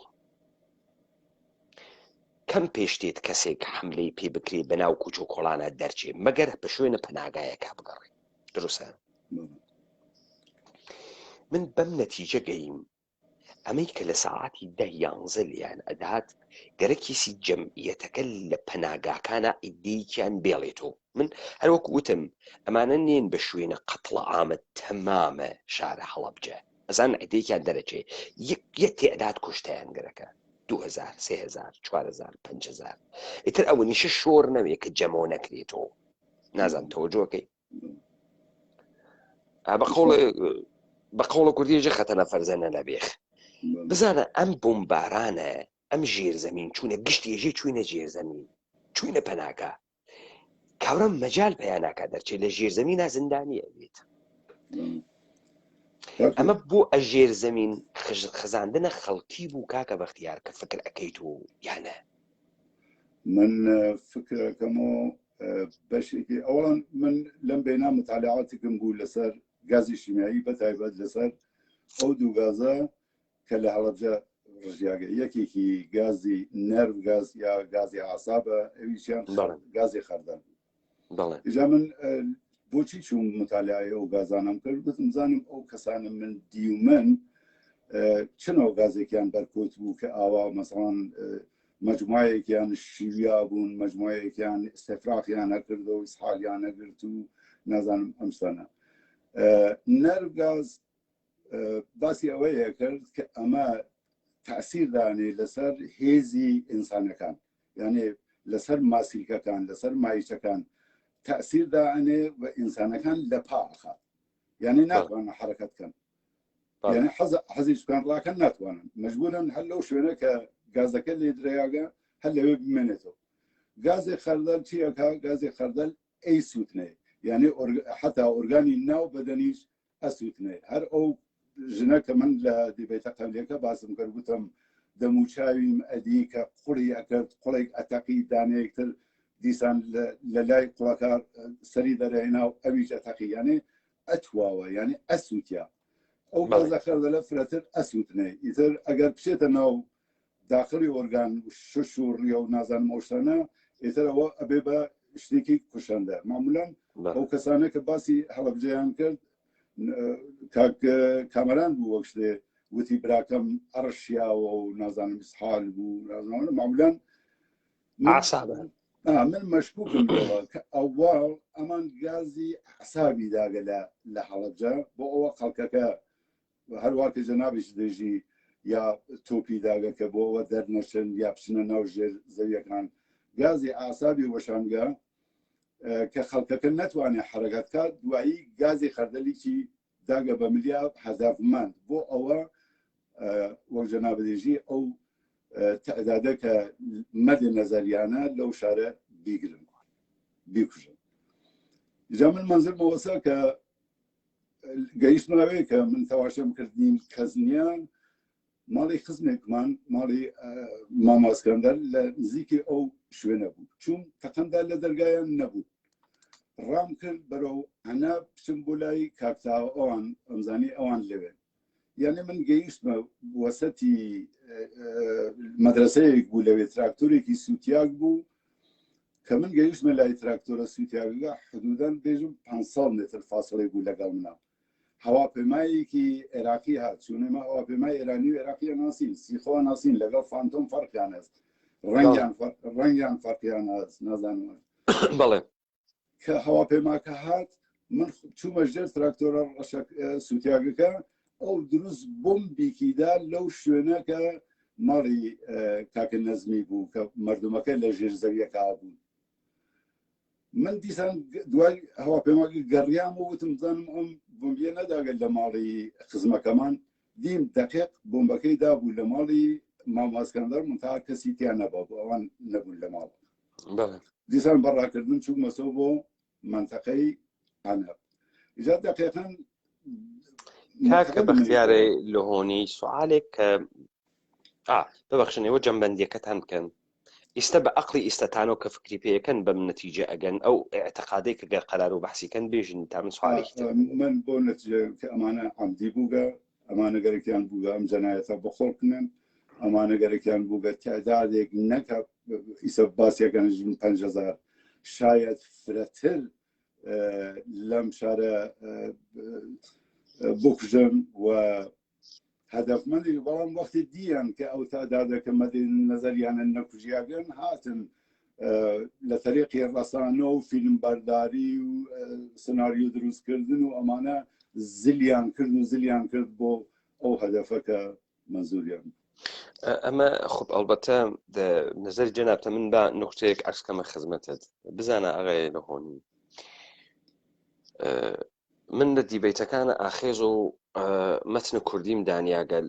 لە هەرچی شوعبە هەست من دیبەیتم دانیاگەم هاتمە سەرە سیاست لەسەر سیاسەتا لە ماکیاول دەسم پێ کرد ماکیاول ئێژێت بە شەهریار بە ئەمیر ماکیاول ئێژێ من بۆ ئەم کتێوە بۆ تۆ ئەنووسم بۆ ئەینووسم لەبەر خاتری ئەوەی کە من وامە پێگەی مردمە من وامە پێگەی مردمە و تۆ خاس ئەناسم تۆ گەرەکتە لووتکەی شاخێک بوێنی ئێشێ بڕۆی لە دۆڵۆ سەیریکەی گەرەکتە دۆڵ بوێنی ئێشێ بڕۆی لە لووتکەی شاخۆ سەیریکەی جا ئێژێت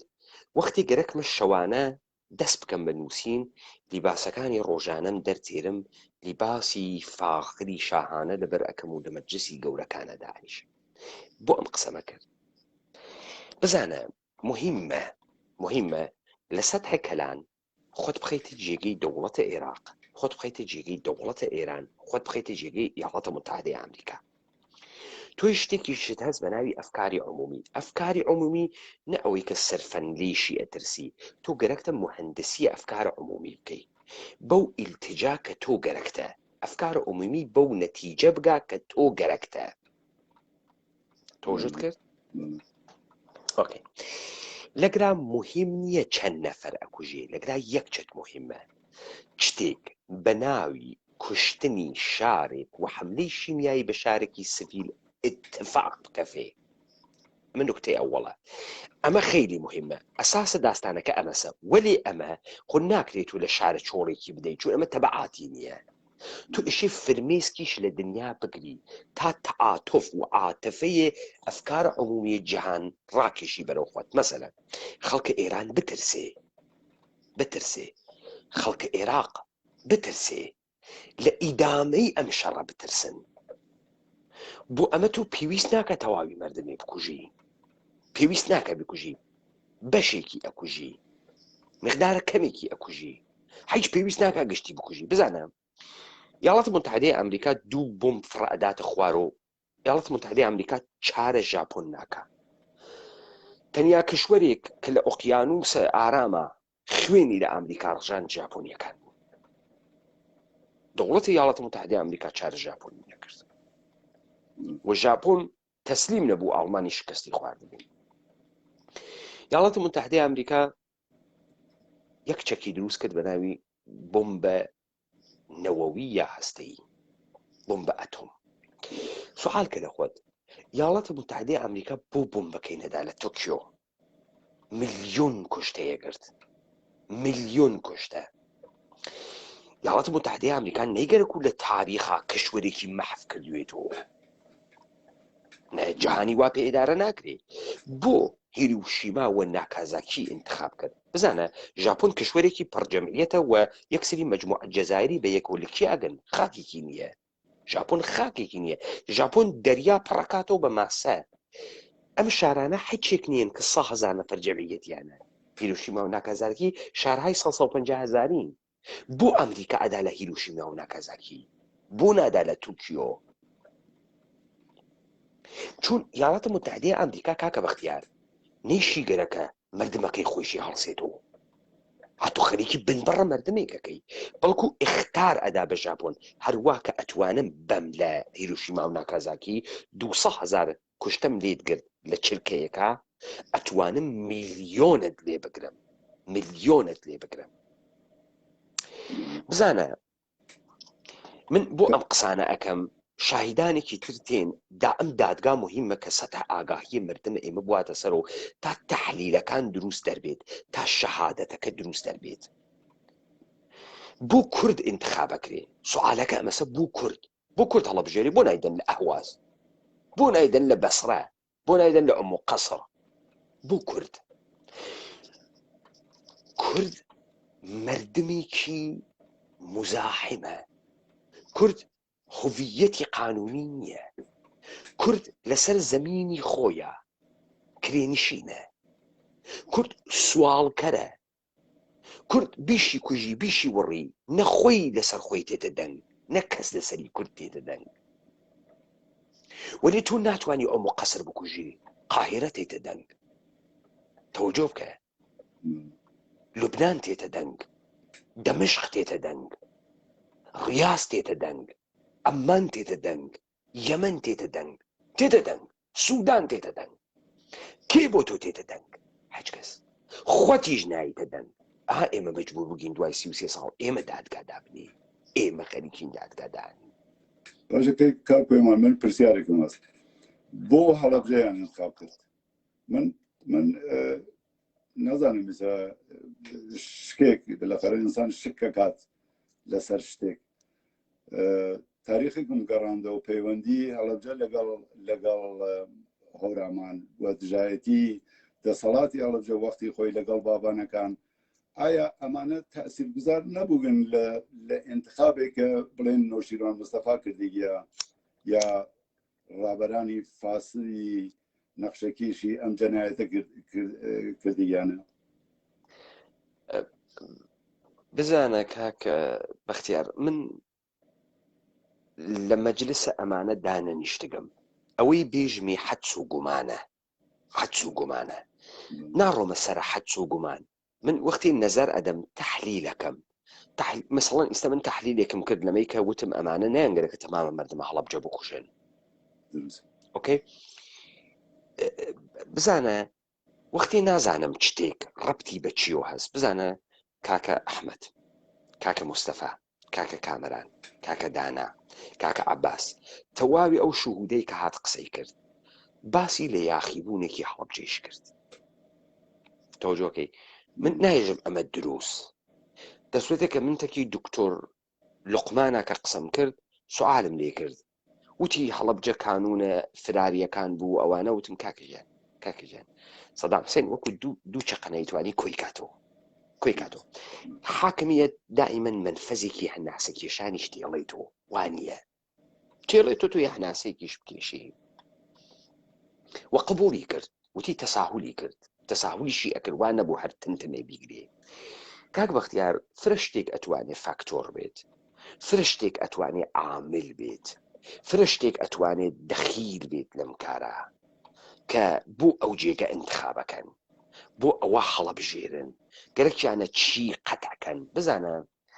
قەتعەن فرە فاکتەرێ دەخیلە لەگرا، فرە فاکتەرێ دەخیلە، قەتعەن نەوعی جوغرافیا کە مهمە، چۆنیەتی جەمعیەت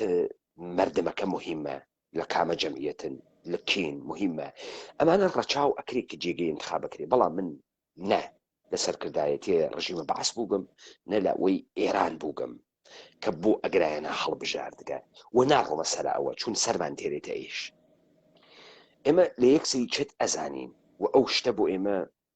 دەریە خاکە چه ئتفاقی کەوتکە. بزانە ئاغای هۆنی سەدام حوسێن لەسەر هەڵەبجەمە محاکمە ناکرێت، ئەبعادی دەرناکەوێت و پەلەپەل سەدام حوسێنە ئێدامەکە و پەلەپەل ئێدامیەکە. ئەگەر خەڵکی عێراق شعوری بوایە و خەڵکی کورد شعوری بوایە یەخی بە ئیاڵەتە متحیدەی ئەمریکا گرت، ئەیود ئێشی تەمامە سەرانە حیزب بەعەس بگیرێ و ئێمە ئەبعادەم جنایەتە بناسین، نەک فقط ئەو ئەنفال بارزان. ئێمە تەمامە معامڵاتێک لە سەرمان کریاگە بزانین دێ ئەمریکا نایکە بۆ خاتریوی تۆ ئەو معامڵاتە دەستورە خودای ئەمریکاست. بزانە ئەمەی کە مردمە ئێمە بووگەسۆ سوالکەرە بەردەمە ئەمریکا، قەرزارە ئەمریکاست، هەر لە خۆی و نۆکەری ئەمریکاکە عەجیبە بەلای منۆ خەیرە عەجیبە بەلای منەوە کاکە بەختیارە لە هۆنی با من واضح لەم دیبەیتەی ئەمشەوە کە ظاهرن شێوەیەکی تر لە دادگاکانی ترە نەزەرێکی سەریحی خۆم بێژم حەج کەس لەوانەی کە خۆیان بە ساحیبی شەهیدی هەڵەبجە ئەزانن ئەکسەریەتی غاڵەبی 98% من ئەوانە مستحقی ئەو لەقەبە نازانم لە ئەوەی دیبێتە کشا پێتم وت کاورا فێر بووگە بە خوێنی باوکو دایکی سوالکە بزانە با من لەختەیەکە بۆ بێم بفەهمی من چێژم تخوا ئەمە کزۆڵە و ئەمە هەتیوە و هەتیوی گەورە بوو بوو نازی باوکی نۆ بوو نازی دایکی نۆ بوو وەی لۆ لە گیان و ئەوە 100 دینار کاورا ئەزانێ چە منبع دەرامەدێکی خاسە وەسە کوڕە سوالکە مناڵی خۆی چڵکنەکە سوالەکە لە ڕێخوا مولی پێغەمەر و ئەمە تازە فێر بووگە بە فرمێسک گرتن و باوک نەبوون و دایک نەبوون و برام مردن و خۆیش مردن منبع دەرامەدێکی کەسب کرد ببە کردگەسی ئەمە دائیمەن ئەم قەوانە لێداتەوە دائیمەن لێدا ئەم هیچ وەخت نەیگەرەکەم داستانە کۆنە بوێت ئەم هیچ وەخت نەیگەرەکە ئەم داستانە ماجەرای تەواو بوێت یعنی چۆن تەواوەوێ ئێمە ئادە هەڵەبجە بناسین زەوایای بەڕەسیکەین جنایەتکاران ئاملان وەو کەسانەی کە دەستیان تیا بووگە بگرین و محاکمەکەین و ئیعدامیان کەین کابرا ئیتر نایە بکۆزێتەوە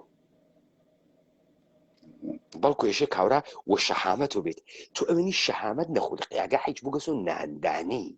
ئەمە ناندانیە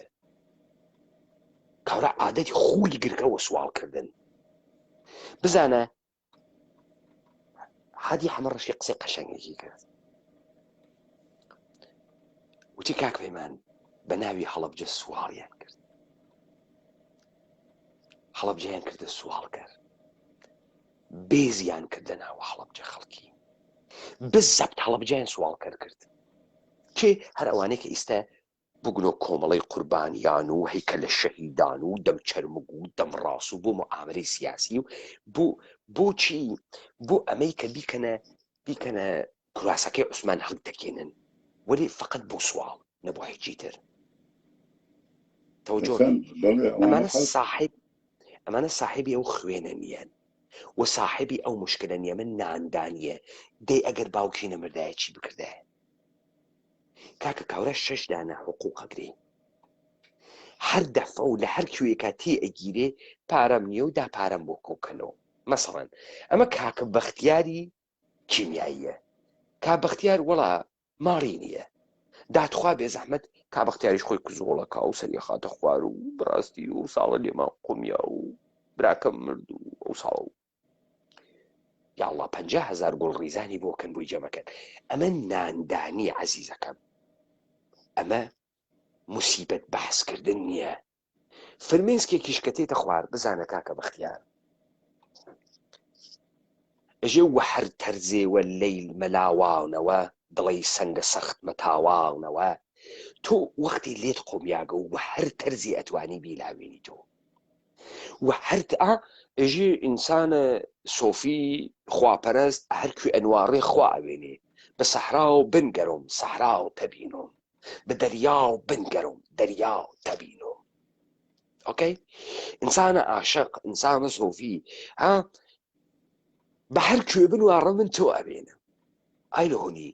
من بۆ ئەتوانم ئەم گشتە داستانەدا هەڵبجە دەربێرم کاورا قڕکریاگە ناتوانێ دەریبێری بۆ من ئەتوانم دەریبێرم و ناتوانێ دەریبێری پرسیار ناکات ئەو پرسیار ناکات چون من دەردی کوردبوونە بەس ئەو نیسی ئەو بووگەسۆ $100 بۆی دیکە لە ڕێخوا مەولی پێغەمبەر دادوو دانە فیلمیسکم بۆ پڕژێن و خەڵکەکەش حەزی پێەکە بینەرەکانی ئێمە و توخوا وش تخوا بێڵە با قسە بکە تۆزێ دڵم سووک بێ ئەوسا من پیرەژنەکانە تایفەمان لیگە ئەچوون وەکو لیگە بەرتەر ئینگلیس هەست پرسە لیگی بوو لیگە ئەوەڵ لیگە منتەخەب تێگەی فڵانە بلاون وا لە کوێیان و ئای چوین دوو گوڵە فرمێسکمان ڕژان ئەخەمە دڵمان سووک بوو ئەمە ڕەفتارە پیرەژنانە ساغای لەهۆنی ڕەفتارە پیاگێک نییە ها بە شوێنە داستانێک کە جنایەتە دەرخا تۆجۆ فەرمی بۆیە ئێمە ئەم دادگا کە ئەنجامی ئەدەین و خەریکی لەم پرۆسا ڕووینە بەر و جنابە شرکەتی تیاکەی وە تەحلیلەکەین تەفسیرەکەین خەریکین ئیدامەی جینۆسایت بەڕاستیەکەین ئەم کاورا و ئەم سواڵە کامە خودە عینی جینۆسایت ئەم کاورا نە بەشەر ماگە نە ئینسان ماگە نە کەرامەتی واتیان نە شەخسیەتی وات هاڕیاگە عادەتی کردووە سوال بە من داستانێکم پێەیە لە هەڵەبجە بووین کابرایەک وێسا بوو سیگارێکی کردو بە دەمیەوە بەڵام هەردوو دەستی لە گیرفانیا بوو ڕەفیقێکم وتی ئەوە ناسی وتم نەخێر وتی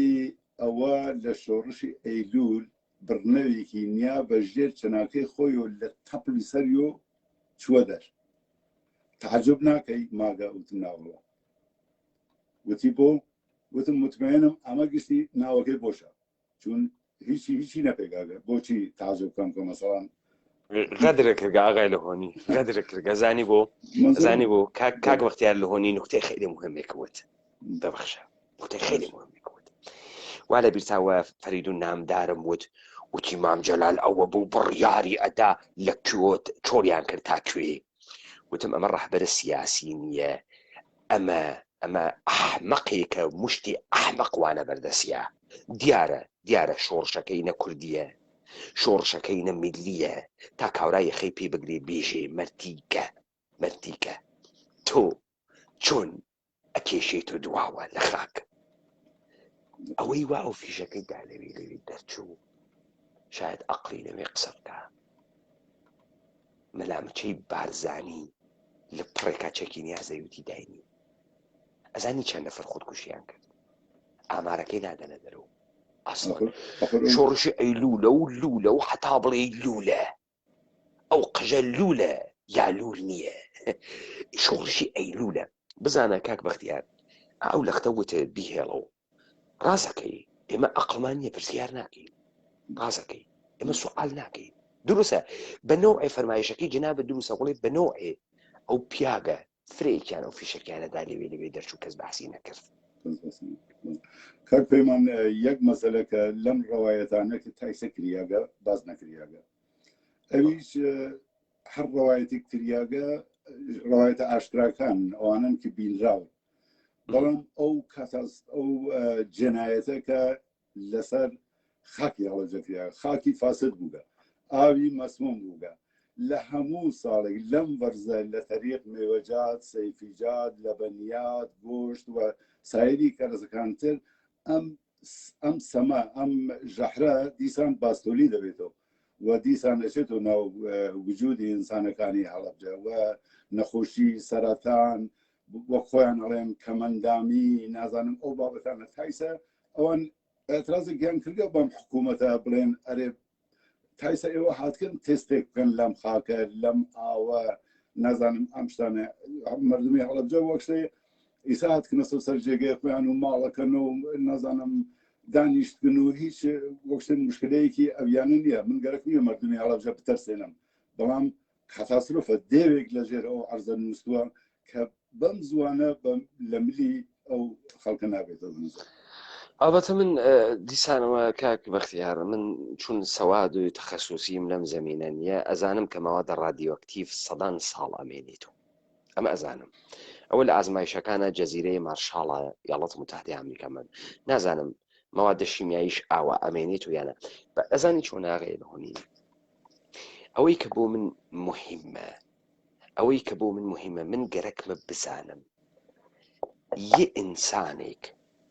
کە خەریکە بە شەواهدێک پێی ئەوە دێوەنهێنیەکانە ئەو مەئاساتەکە بەسەر خۆی هات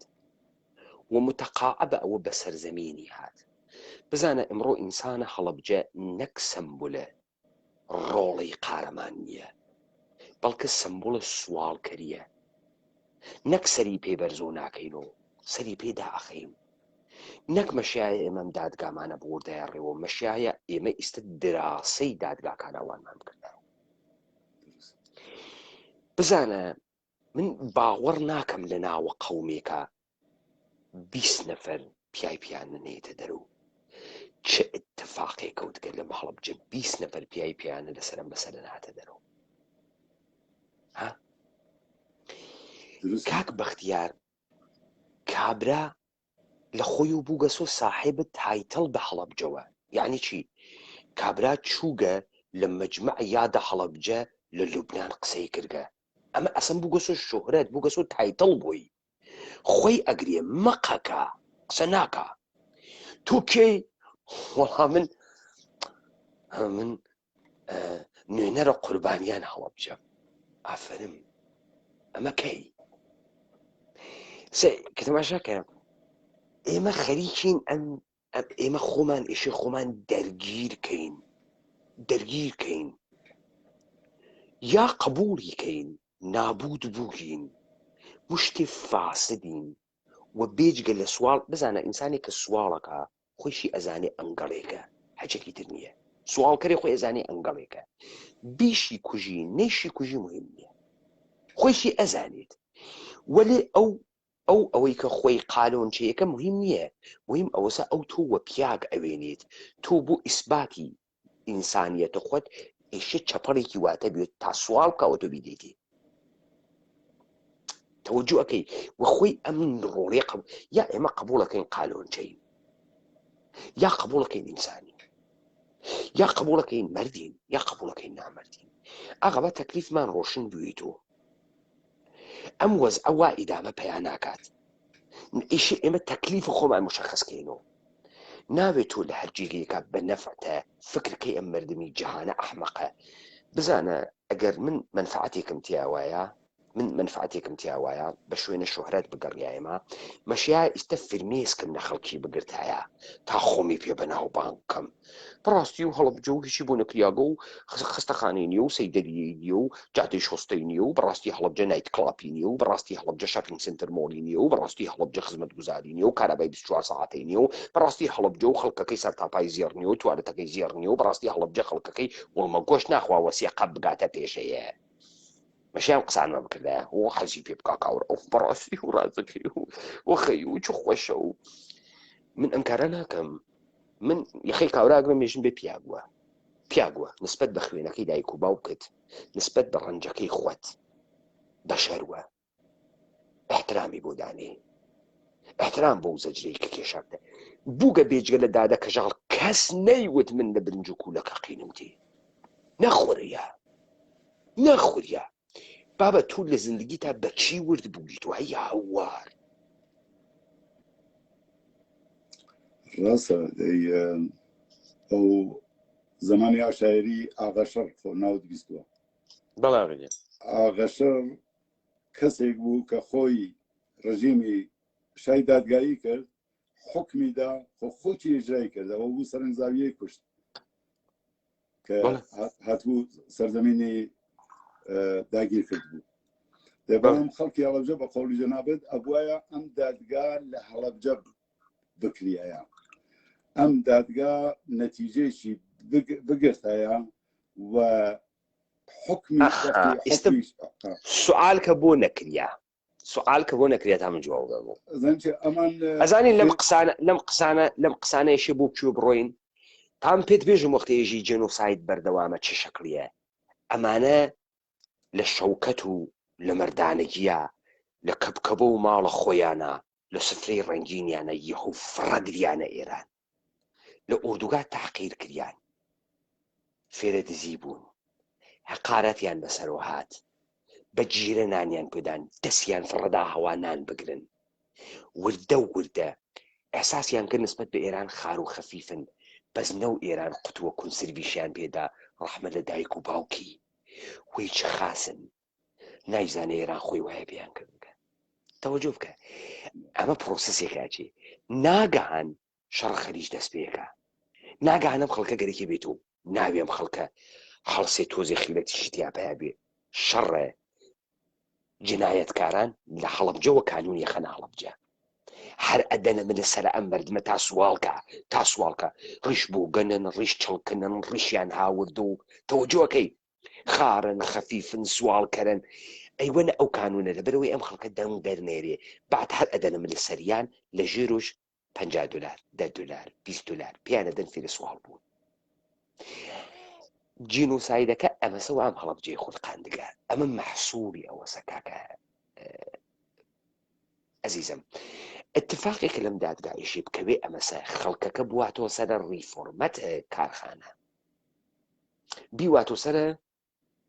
ئەوەی کە ئێشێ بوون خەڵکە جوامێرە شارە زۆر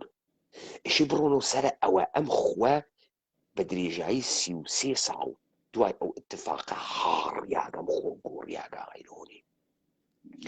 تەلاشە ئێمە ئەمەسە من نەمگەرەکە لەمە زیاتر وەختەوە بگرم فەرمایشاتتان ئەگەر لە هەر کوێیەکا کە گەرەکتان بوو ببەخشن حاڵەتە من ئەمشەو مەشەیە پێشووتر لەگەڵ جنابتانە قسەم کردە تا بمزانێ ئیشی لە کامە داستانە وروتکەن من چون کاکتەها هەر بەحسی کردبوو کە ئێوە و لەگەڵ کاکتەها بووگن بۆوتم شاید مەسائلێ بەحسکەن کە تەکمیلکەرەوە یا کاملکەرەوەی فەرمایشاتە کاکتەها هەورانی دێ ئەگەر کاک بەختیار چون کاک فوادیش زەهرەن مناڵ بووگە کاک فواد کە یارە ئاخێزیە بەڵێ کاک فوادە مەنوچەری چەند داوای کرد کە بێت قسە بکاوە مەجال نەبوو ئەگەر ئەمشەو ئەو شاهدەی کە قەرار بوو بێ قسە بکاوە قسەی نەکرد و کاکدانا ئێمە خەبەردار نەکردەوە کە تێدیانە وتی کاک بەختیار بفەرمێت ئەگەر ئەو بەشدار ناوێت کە من کاک فواد بێرم مناڵ بووگە فواد 8 ساڵی بووگە گەرەکەم بزانم فواد چی دیگە ئەتمانە و لە منتەقەی دەرەتوێ ئەو شوێنانە بووگە شتی دیگە ئەو بەڵام من گەرەک بووگە پەیمان من خۆم حدودی 4 ساڵ لە شاری نۆسوو ژیاگم لە زمانی پێشمەرگایەتی یعنی شاری نۆسوود لەگەڵ جبهەی عێراق 500 متر هەوایی لەگەڵ جبهەی ئێران 500 متر هەوایی فاصلەی بووگە من عضوی شاری نۆسوو بووگەم بۆ ئەسڵهای حیزبی دموکراتی چم پێ بووگە لەوێ مامۆسای بەقاڵی معروف شۆڕش بووگەم دەرسی محاسب وشتم داگە لەوێ من کولیەتی حیزبی دموکرات ئەزانم یعنی ئەزانم چۆن کارەکە چۆن عمل ئەکا پێشمەرگەکانی چەنێ تابعی دیسیپلینی حیزبین ئەم شتانە من ئەتوانم لە فرسەتێکا لە ئینەکە فرەتر بشمەسەری عالیە ئاغای لەهۆنی حزوری جنابەت حزورێک مەزور مەوەسە کە ئەمان ئێژم مذاکرە ئەسم مذاکرە جزئی یعنی پێشمەرگەیەکی سادەی حزبی دموکرات لەو نۆسووە ئەچوو مذاکرەیە کرد تەکسفای پازدارانە تەوەجۆکە بدونێ ئەوە ئەسەر سەرکردایەتی حزبی دموکراتی بزانێت یا دەسووری پێدرابێت شتێکی شلۆئین بوو یعنی دەرهەموو بەرهەم بوو کەس بە کەس نەبوو پڕ بوو لە ئیسلاعاتی لە استخباراتی ینی مەجموعەیەکی فرەکەم ئینسانی سادەق لەناو ئەو تەشکیلاتا بوو تەوەجۆ فەرمی بوو فرەکەم آخر کاکە بەختیار کاملا دروستە فەرمایشت دەلیلەکەشی وازەحە پڕ وازەحە تۆ لە ژێرە هیچ مەتنێکی بتەوە جەمە و نەوگی تۆ هیچ مەتنێکی بتەوە و لە ژێری ئەساسنامەیەکا جەم بووگیت و هیچ معنایەکی نییە و هەر توێژ ئینسانێت تێتە ناوی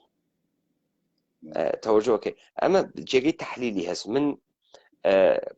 تحلیل حزب دموکراتم وەختە خۆی کردگەوە نەمگەرەکە بڕۆمە سەر حزب دموکرات ئەمە فەرمایشی جەنابەت دروستە ئەوەی کە فەرمووتان دروستە من بۆ پێم خۆش نەبوو ئەو لەختەیە بێژن کاک بەختیار من پێم خۆشە کەسێک وەختێک نەقلێکەکە بە تایبەتی لە دادگا بێژێت کێوتی جەناب ئەمکانی هەز لەبەر حەزەرێ نەتوانی بێژی کێوتی ئەگەر دەقیقان ئەگەر بدوتایە کێوتی ئەو جار ئێمە یەخەمان بەو ئاغا ئەگەرد ئەمانوت و ئەم مەعلوماتە لەکوێ هاوردگە ئەمە خێری کارە قەشەنگێک بوو وەلی وەختێ ئێمە سەرچاوەکەمان مبهەمە سەرچاوی مبهەم ئتکای پێ ناکەین بەڵام ئەتوانین تحلیل بکەین بەر ئەساسە شەواهد بزانە ئاغای لەهۆنیە مەردمە کە نازانێ تۆ بەر ئەساسە شەواهد جنایەتکارە دۆزیتەوە تۆ بە حەلکردنە پازڵێ موعەماکە دەرتێری و ئەزانێ موعەما جواوەکەی چ بوو بۆیە ئەم شتەی کە پێئێژن بەڵگە سەنەد شتە قەشەنگێکە وەلی ئەم بەڵگە و سەنەدە تا زەمانێک کە سەنەدیەتی نەوێ بزانە نە جەنابەت دەستگای ئەمنیەتی ئێران وا لە دەستا نەبووە لە دەستمان نە حکوومەتە حەلیم وا لە دەستیە نەمەن و جەنابەت ئستخباراتە عێراق لە بەردەستماندا نەتێتە بەردەستمان و هیچ بەڵگەیەکیش کە بە دەردخوا نەدەست جەنابە ئەگرێ نەدەسە من ئەگرێ تەوەجۆکەی دروستە مەسەڵەن من لە سەردەمێکە لە نەوسوو بووگم شاهدی شەڕی کۆمەڵ و دیموکرات بووگم بە سەنەد بە ناو بە هەموو شتێ من هەموو شتەکانم پێیە ئەوە توانێت کاملا دروستە بەڵێ شەهادەت عینی کاملا دروستە جەنابەت بووگی جەنابەت ئیستە بەحست لە کوشتنە 4 پێشمەرگەی کۆمەڵەکەت بەدەستە حیزب دموکرات حەسەن لە کانونەکەیە بووگی ئەمانمە قبوڵە وەلێ شتێک کە بیستوێتی ئەوڵەن من خۆشحاڵم کە مشۆ بەشداریتان کرد بۆ خااترەوەی کە منیش بتوانم قسە بکەم یانێت تا حدودی یەسی تحلیل بکەین کە ئەتوانێت لەسەر سەمت و سووری خوێندنەوەی شهود و شەهادەتش و تەسیر دابنێت ئێمە ئەم شەو دقیقەن بۆمان مشخص بوو چه اتفاقێک خەریکە لەگرا ئەکەوێ و ئێمە بەرەو کام ئاراستە ئەڕۆین وەوە بە حوزورە جەنابەت ڕەنگین کردیان و من پێم خۆشە کاک بەختیاریان تەشریف بێرن دووبارە و چەندبارە تەشریف بێرن کە ئێمە هەر دەفعەیەک بزانە کاک بەختیار خێری سەختە ئینسان بڕواتە شوێنە خاتراتێک کە گەرەکی و گە فەرامۆشی بکە با من نوکتەیەکە پێبێژم مارسەل پرۆست ڕۆمانێکی نووسا بە ناوی لە بە شوێنگەڕانە کاتە لە دەستچووەکانە ئەوڵن ڕۆمانێکی یەکجار دوور و درێژە 14-15 ساڵ توولی کێشادا نووسایی لە ناون جێگەکەی وە لە کاتە نەخۆشیە کاک بەختیار لەختەی وای هەست کە اتفاقەکە 5 دقیقەوگە 300 لاپەڕەی لەسەری نووساگە وەختی وایش هەست 6 مانگ ئەقرتێنێ بە 3 خەت تەوەجۆت کرد لەختەی 5 دقیقەی 300 سەفحە لەسەری ئەنووسێ لەختەیەکی 6 مانگ بە 3 خەت ئەنووسێ بزانە ئەکسەریەتە ئێمەمانان کە تەلاشمان گرگە فەرامۆشیکەین ئیستە بووگینۆ 3 خەتی من تەلاشەکەم بە مامۆستا بەختیار و کاکتاها و کاک کامەران و کاک مستەفا و ئێستا من بە خۆشحاڵی بیستم کاک مستەفا قرارە بەردەوام حزور پەیاکات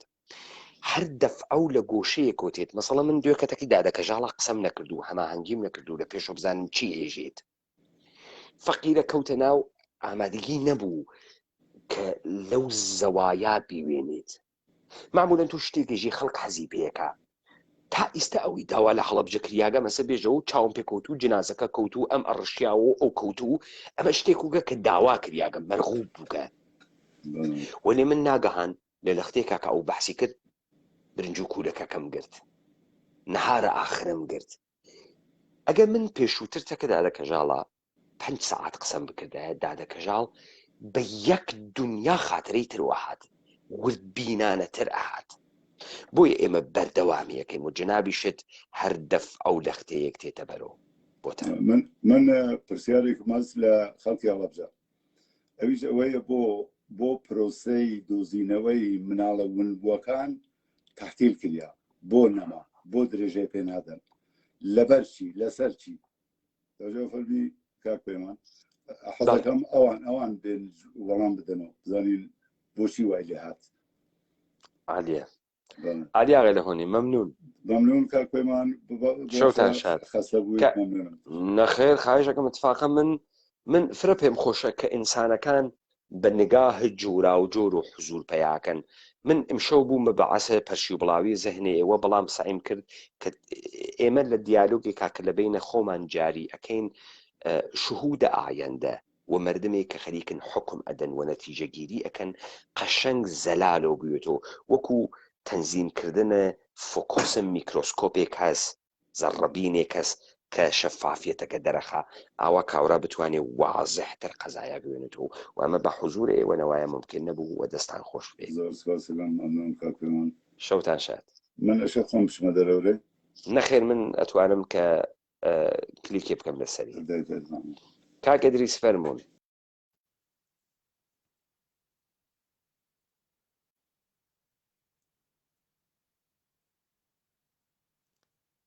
کاک ئەدریس ئەگەر ئامادەن فەرموون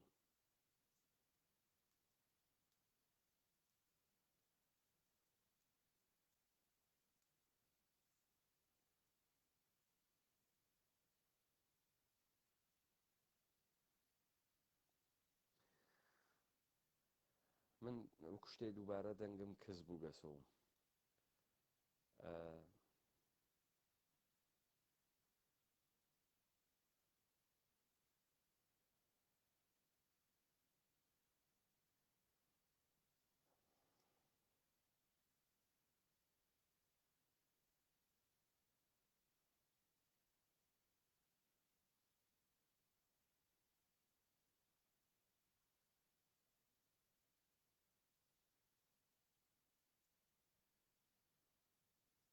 کاک دانا من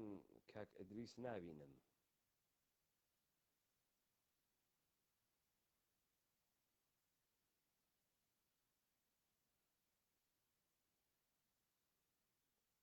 ئەم کاکەیە تەشریفیان نییە لە ناوی دیبەیتەکە کاکە تەشریفیان نییە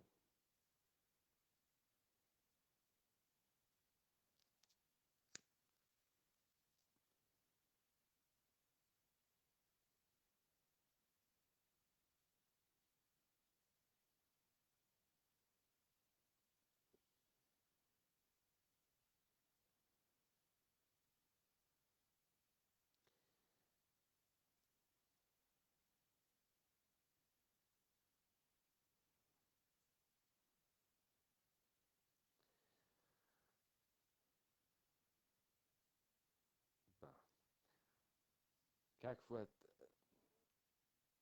لێرەن کاک فواد ئەگەر ئێوە لێرەن تەشریف بێنە سەرەوە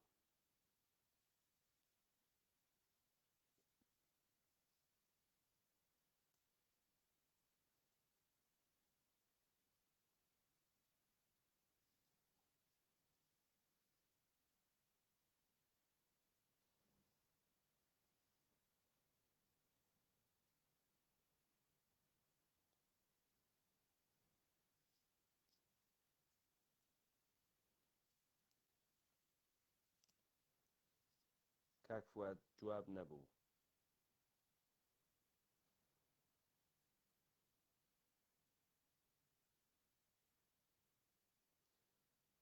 من ناتوانم کامێرا بۆ ئێوە بەهەنێرم تەشریف بوونە دەرەوە و بێنە ناوە نەخێر کاک شاخوان غەفور ئێژێ دەستخڕەکەرێ لە ماڵوێران کەرێ خراوترە تەوەجۆکەی من ئەگەر خۆم دیبەیت بکەم پێویست ناکات بێسم بە دیارە کەسێک و بەڵام من هەر هێنە هەڵتێرم قسە بکەم شاهێدەکەی شێبێت بەشداری بکات لەزا من نە مقدەمەکەم دەست پێ یەکەم نە دیبەیتەکەی خۆمەکەم نە نەزەراتە خۆمێژم ئێمەش کەوتینە ناوە خەوف و ڕەجا نازانین دیبەیتەکەمان بکەین یا نازانین بێچین این شوهود تەشریف تێرن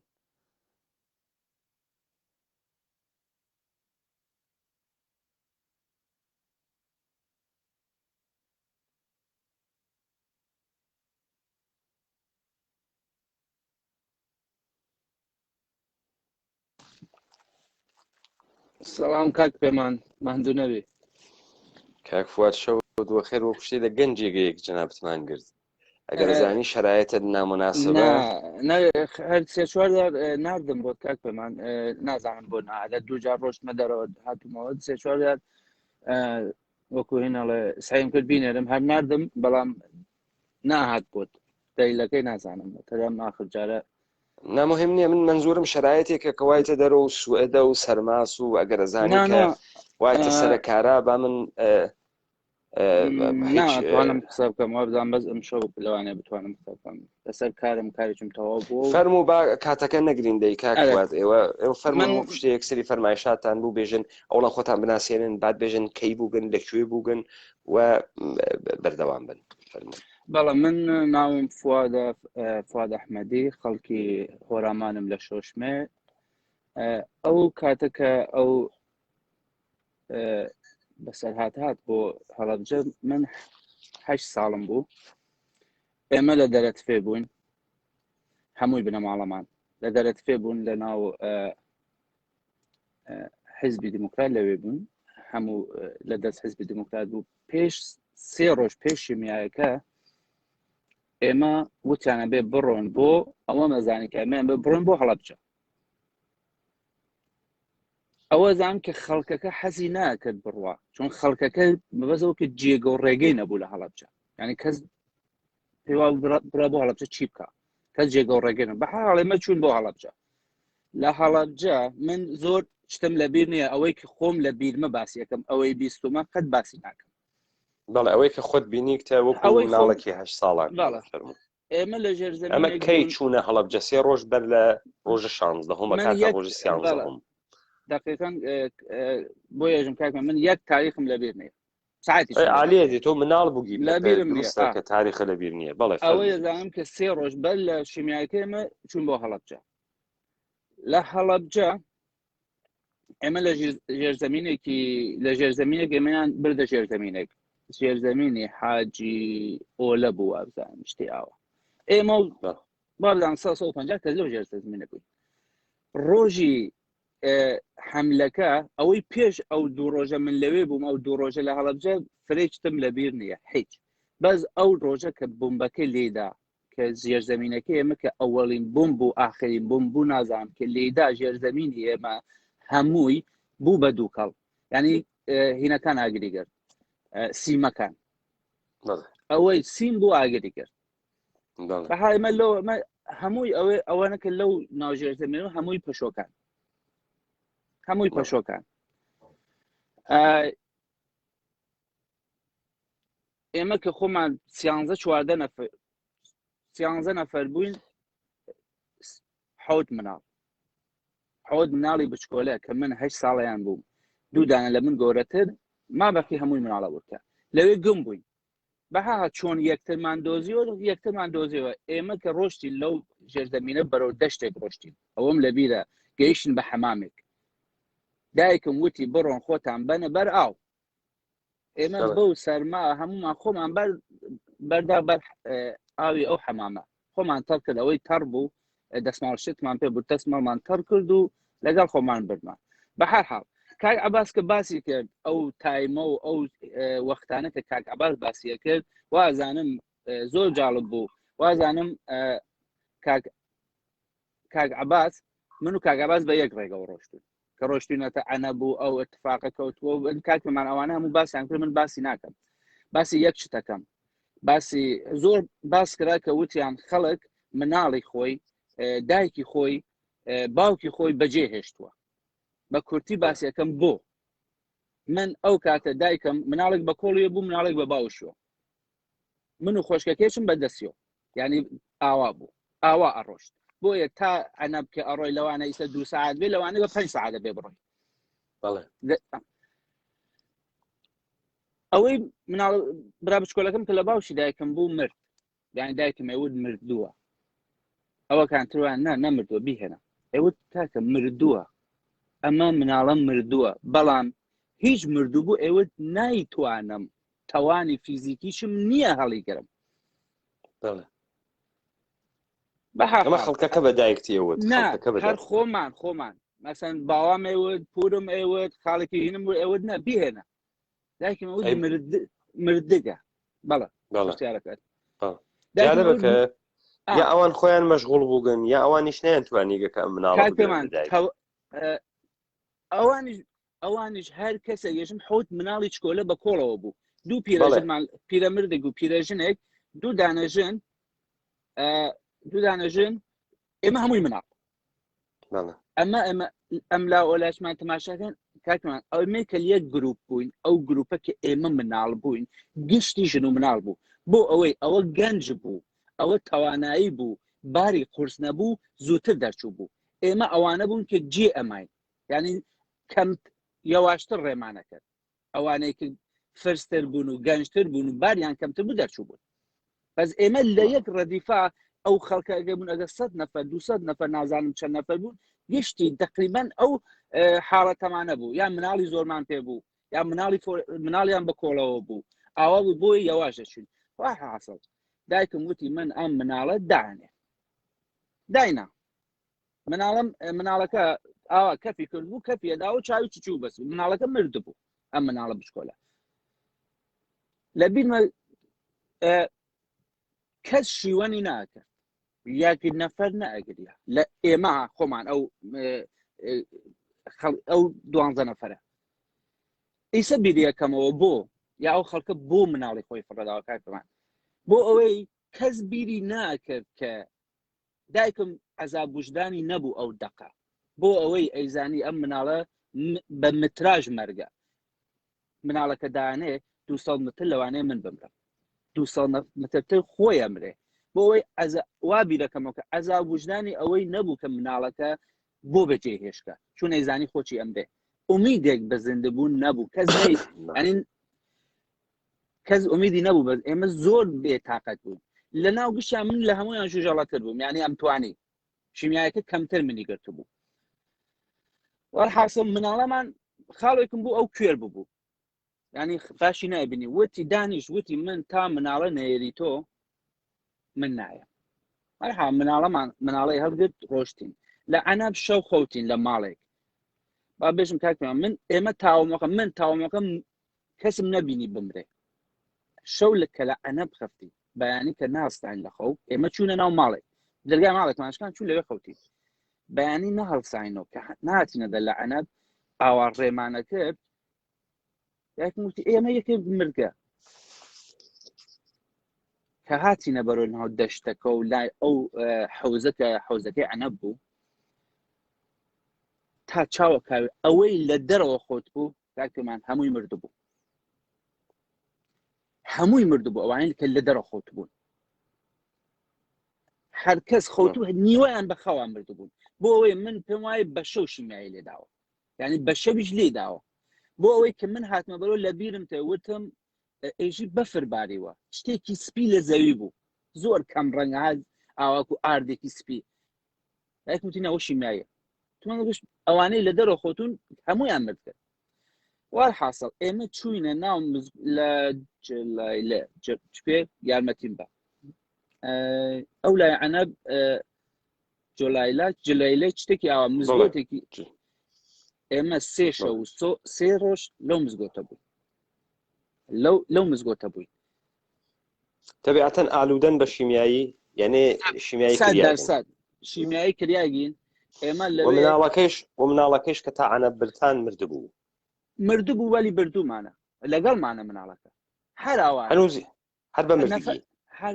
مردگە یان بە مردگی نەبوو کاکەوە نەفەسی یەکێشا بەڵام ئەوە بوو دایکمێوت ئەمە ئەمرێ ینی وێوت ئەمرێ نایتوانێت مردبووش ئەوەی وەلی لە ئاخرە وتی ئەمە سەعاتێک 2 سەعات پێش ئەوەی کە داینێ ئەیوت یعنی پێش 2 سەعات هەر ئەیوت هەر 10 دقیقە جار ئەیوت ئەم مناڵە مردگە من ئەبێ داینم هەروتیانە ئاخری دوای 2 سەعات کەترەوە نەهیلاک بوو داینە وتی کاکە ئەمە مردووە وەڵحاسڵ مناڵەمانە من ئەوەم لەبیر نییە لێ بەڵام ئەوەم لەبیرە کە مناڵەکانی تر لە ناو مزگەوتەکە 2-3 خانەوادەتر چیشتیا بوو هەمومان کەوتبووین برسیمان بوو من و باوام تۆزە حاڵمان خاست بوو باوام چاوی کەمە بینی بە من وتی بێ فواد با بڕێم جان شتێک تێنینە مناڵانە خۆن ئێمە هاتینە دەرەوە بەڵام من لە بیرم نییە کە هاتینەتە دەرەوە کاکەمان بەڵام وتویانەکە لەگەڵ باوام چوون ئێمە وە حاسم چوین نان و ماسێکمان دۆزیە سۆ لە هینێک لە ماڵێک نان و ماس هاوردمان لە ناو مسکۆتەکە دانیشتین تیکەمان گرت و تیکەمان من ئەوەم لەبیرە تیکەمان کەنیا دەمان کرد نەمانەتوانی هینیکەین بیاوێژین ینی دیانمان کاری ناکە ئەسڵەن کاری هیچ مناڵێک نەیەکە مناڵە بچکۆلەکان کە دەبین و ئەیانەرە ئەگیریان بۆیان نیانەتوانی هین کرد برسیان بوو نەیانتوانی دەمیان گۆیان ناکرد دەی چی بکەن لەبین ئەوان گەورەکان تیکەکەیان لە دەم خۆیان ئاجوێ دەریان هێناوە کە دیانە بەدەمێ وەکو چۆلەکە ئێمە وەکو فقط وەکو کیسە قورتمان داوە یعنی پیان دەمە ئەمە قورتمان داوە سێ شەو سێ ڕۆژ ئێمە لەو مزگەوتە بووین لەوانەیە کەس هاتە بێت تواشای مزگەوتەکەی کرد بێ بەڵام جەنازەی بینیوە بۆ ئەوەی دوایی سێ ڕۆژ کە پازار هات ئێمەی دەراورد وتی ئێمە هاتوین بەس جەنازە بۆکەین لەوانەیە گە کەسیش هاتبێ ڕەت بێ لە پەنجەرەیەک گە بێت تماشای کردووە زینووی نەبینیوە چون ئێمە کەوتگی جەنازەی بینیوە لەوێ ئیستا ئەمە تەواوی وەرحاسڵ من ئیسەیەژم ئەم لەختەی جەنابتە جالب بوو بۆ خااترەوەی ئێمە تا ئێستا شەهادەتی هەر کەسێکمان بیست گەینە سەر سنوور وەلێ ئێمە نەمانزانی کە ئەدەیەک بە زێنگی تەوانە چوونیان نەبوو وە لە مەناتەقە ئەترافە هەڵەبجا کەوتن فرێکیان مردن فرێکیان بنیوە گیانی وەکو ئێوەمان. خب ئەمە داستانێکی جدید بوو و زاویەیەکی جدید بوو. بەڵێ فەرموون. ئەگەر وتم ئەگەر یارمەتی باتایە بە ڕۆژی ئەوەڵ کاکەمان ئەو هەموو کوشتە نادرا، یعنی ئەگە بە ڕۆژی هەر ئەو ڕۆژە یارمەتیەک باتایە چون خەڵکەکە چون شیمایی لێدا بوو ئەوەی کەوتبوو بڕێکیی من بە ئەوەی کە مناڵی مرد بوو یا مناڵی وەکو مناڵی دایکی من دایناوە خۆکی دانیشتووە لە پاڵی نەڕۆشتووە بۆیە بەجێ ماوە مردگە. ئەوانەی کە زووتر دەرچوو بوون هەمویان زیندون، یعنی لە شیمیاکە دەرچوو بوو. ئێستا من ئەم دادگا بۆیە دروستە کرێ جەنابەت بە عنوانی ڕئیسی ئەم دادگا قەرارت داوە کە ئەم دادگا من باسی خۆمەکەم ئیشم حەقی هیچ کەس ناسێنم کاتەوە تۆ جەنابەت ئەڵێ بە منیان بردووە لە هەڵەبجە دایان ناوم گاسکەن بەدەما بمکوژن. بەڵێ وایە بەڵام من نەمرگم. ئەوانەی کە لە تەمەنی منن ئێستا من وا بیرم کردەوە ئەوانەی سەوەکو من 41 ساڵ لە تەمەنی منن لەو کاتە 8 ساڵیان بووە. ئێمە ئیسا ئەوانەی کە ماوین لەو هێنا چەمەنمان لە 40 تا 50 لە 38 تا 50 کە ماوین ئەو ئیسەکە گەنجین ئەتوانین. من وەکو خۆمەگە چتی ئاوا ئەم دادگا بسەرمەوە بکرێ ئەبێ جەنابەت شتێکی خۆشە دووتە ئەگەر کەسێ لە لەندەنا کافە بخوا نابێ بە لەندەنی. منی جێژم ئەگەر کەسێک شیمیایی لێداوە قەرار نییە هەڵەبجەی بێت. بزانە کاک فواد با من نکتەیەک بێژمە خزمەتە جنابەت کە خەریکی خاتراتە مناڵی دەئێژی و زەهنیەتت تەبیعەتەن نێشێ پەرش و بڵاوی شوێت لەختەهایەک لە زەهن تا ئامێنێتەوە وەکو مناڵ چون نەئەزانی ئەهەمیەتی چییە و لێ تەئسیراتە ئەو خاتراتە فەراسایەکی بەرجەستن لە موسیبەتێک کە فەرامۆش ناکرێت. بزان ئەوەی کە ئێشێ مردم بیفەهمێت و مردم بیزانێت ئەمەسەکە تۆ وەختێ وایتە ناوە شەڕا وەختێک قانون شەڕ دانریاگە کۆنڤانسیۆنەکانە بعد جەنگە جەهانی دووەم دانریاگە و بالئەخرە دروسە خودە شەڕ جۆرم نییە بە عنوانی جۆرم شەڕ بەحس ناکرێ ئەمە یەک سری پرینسیپ بۆ شەڕ بەحسەکرێت ئەوەی کە خەڵکە سڤیل ناوێ لە شەڕا بکوژرێت یا خەڵکە سڤیل ناوێ بە بارمتە بگیرێت وەکو ئەسیری جەنگی تەماشا بکرێت لە خەڵکە سڤیل ناوێ سپەڕە ئینسانی دروست بکرێ یعنی دەرعی بەشەری بە قەوڵە مردم. بزانە دەوڵەتە ئێرانی بە قۆڵ خۆی عملیات وەرفەجی دەی کردگە کە هەڵەبجە بگرێ لە پێشەوەی بەرەی کوردستانێکی هەنارگە کە نەیەڵی خەڵکەکە بڕواتە دەرەوە دەوڵەتە ئێرانی نیەتی چییە؟ گەرەکی دوکان و بازار بگێڕێ گەرێکی خۆرمایی بەم بێرێ لە بازاڕی هەڵەبجە بیفرۆشێ گەرێکی ماڵیات لە خەڵکە هەڵەبجە بسێنێ. بزانە تۆ بە هەر ئیلتیجایەکە کە ئەڕۆی هەر جۆری فکرەکەی تۆ ناوێ کابرا فکری لەمە کردوێت و شارێکی عێراق بگرێ مەسەلەن و فکر نەکا کە ئەمە بەرپەرچێوێت لەلایەنە خەڵکەکەوە لەلایەنە خەڵکەکەەوە نە لەلایەنە دەوڵەتە مەرکەزیوە. چۆن ئەم دەوڵەتی ئێرانە فکری نەکردگەسۆ لە ئیدارەکردنی ئەم مردمە چۆن فکری نەکردگەسۆ ئەگەر ئەم مردمە مقاومەتکە ئەشی چی بکات؟ بزانە جەنابە خەریکی ئێژی دوای 3 ڕۆژ دێ هاتکن جنازت جەم بکەن ئێمەیان دۆزی گەسۆ نەمردگین. ئەمانە گشتی خەریکە تۆ بە نوکتەیەک ئەگەیەنێت کە تۆ ناتوانانی بێژی بە شپەرزی ئەم کارە کریاگە ناتوانانی بێژی بە بێ بەرنامە کریاگە ناتوانانی بێژی وەختیان نەبووگە ناتوانانی هیچ کام لەمانە بێژیت. ئەمە ئیلا تۆ بە و نەتیجە ئەگەیەنیت کە ئەم شەڕە ئێران و عێراقە یەک دانە نقطە عەتفی هەست کە ئێشێ ئەفکارە عمومی تەکانیان بدات و بۆ ئەمە تۆ احتیاجت هەست جنازە بکەوێت جنازەی مردمە عادی، مناڵ، پیرەژن، پیرە پیاک، مردمانە بە سەیلات هاتک. ئەم داستانە ئیشی ئیدامەی بوێت تا تۆ بە نیەتەکەت بگەی. ئیشێ دەوڵەتە ئێرانی مەسەڵەن نانیش فڕەتدا بۆ خەڵکی تا خەڵک دەست بەرز و کاتەوە ڕواڵەتە قێزەونە دەوڵەتە ئێرانی بشارێتەوە. تەوەجۆکەی و جنایەتە دەوڵەتە ئێرانی تا ئەم دەقیقە یەک نەفەر یەک فکر یەک ئینسان یەخی بە دەوڵەتە ئێران نەگرتگە، بەڵکو سپای پاسدارانە کە یادوارەی هەڵەبجە ئەگرێ، فیلمە عروسە هەڵەبجە دروست ئەکا، فیلمە ڕەوایەتە عاشقی دروست ئەکا. ئەمە سپای پاسدارانە پوڵ ئەدا بە هادیە زیائدینی مجەسەمەیە یادبوو دە هەڵەبجە دروست کا 300 میلیۆن تمەنی پێدا بە دۆلاری 900 تمەنی. تەوەجۆکەی و یەک نەفەر لەمە ناکۆڵێتەوە، یەک نەفەر ئەمە ناواتە ژێر سوال کە ئەم نەمایشە بۆ ئەکرێ، ئەم تەعاترە بۆ ئەکرێ و ئەم مردمە بوو ئەوون و بازیچەی مشتێ ئەژنەبیە سەر سەرزەمینە ئێمە وا هاتکن هەوسارکەنە دەمە مردمە ئێمە و ئەم مردمە ئیشی تاوان بابەتە ئەمە و ئەمانە سەرکەوتوو بوو گەندەکارێکە کردیانە. بزانە کاک فواد، مردمە ئێمە تەسەور ئەکات ئەم دەوڵەتانە هاتگەن، ئەمانە گشتیان بوونە ڕاکەفلەر، بوونە جێپی مۆرگان، ها ئەم مردمەیشی لە ناوە قەبای زەڕاوێت چون مردم مهمە کە مردمە. بزانە من ئەمانە بۆ ئێژم تا کاورا بفەهمێ، تۆ ئیشێ بفەهمی بۆ بریتانیا ئەکەوێتە بەرە فەڕەنسە لە گەشەی ئابووری و سەنعەتیە. دلیلی هەست. دلیلەکەی زانی چیە؟ یەکێ لە دلیلەکانی ئەمەسە لە بریتانیا کارگەرە هەرزان مەوجودە، بۆ چون زندگیە لادەیی لە بریتانیا فرە سەختە، دەرامەدیشیان نییە، زەمینیشیان کەمە، ئەمما زندگیە لادێ لە فەڕەنسە فرە خۆشە. لذا خەڵکی لادێ ناڕوابێت و کارگەر لە ناو شارەکانە، ژیانی خۆشە و نانیشی هەسوو، لذا سەنعەت کارگەرە مفتی دەست ناکەوێ. ئەمانە مهمە تۆ بیفەهمی تا بفەهمی تا وڵات ئەم جیهانە چ شەکلی سوونە دەگرێت، چۆن کێ چی لەسەر چیدا ئەنێت.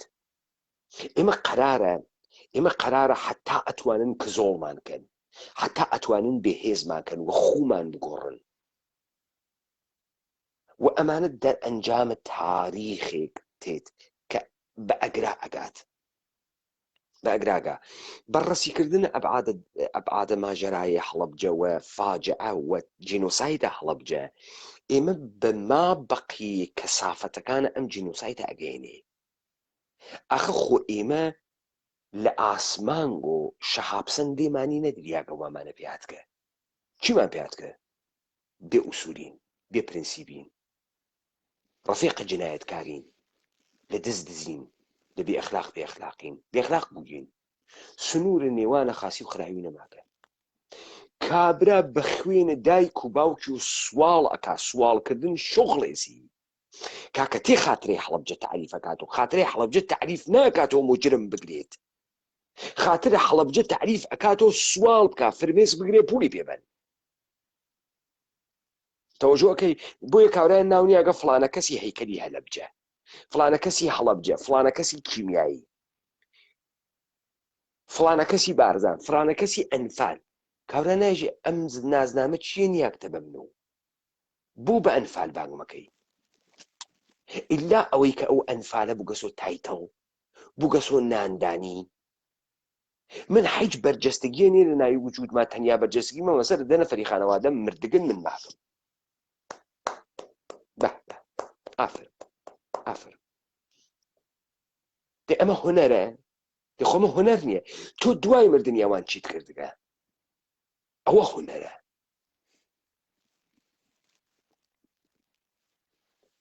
بەڵە کاکە من دوای ئێمە من دوای مردنی خۆم چین کردو، من وا دانم لەوێ مردگەم، چون بەڕاستی منیان بردۆ وەکەوەی 5 گولەیان پێداوم نەمردم. باسێکی خۆشت کرد، من لەم وڵاتە بەسەرم هات، یعنی بینیمە وتت ئەو پێشمەرگانەی حزبی دموکرات کە لەوێ بگۆن هەر پێشمەرگەیەک لەوێ بۆ شەڕی من کردووە. لەم وڵاتە جەنابش دەزای لەم وڵاتانەی دەرەوە ئەجازەت پێدەن، جەوازت پێدەن کە بچی ڕاوکەی. زۆرم پێخۆش بوو. وەرم گرت کە چوومە ناو دیم نا بەوە گەیشتم کاک پێمان ئەمانە جوازت پێدەن تفەنگت پێدەن کە ڕاو نەکەی نەڕاوکەی بۆ باس یەکەم بۆ پێدەدەن 1001 ملیۆن قانونی هەست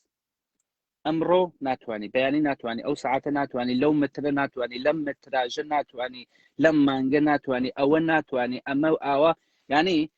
ئەوەنە قانونی زۆرە تا تۆ پیشەکێ بتەقێنی و بەوە گەیشتم کرد ئەگەر من ئجازەی ڕاوم نەگرتایە بە مێلی خۆم هەرچی مێلم وایە ئەم کوشت ڕاوم باشترە کرد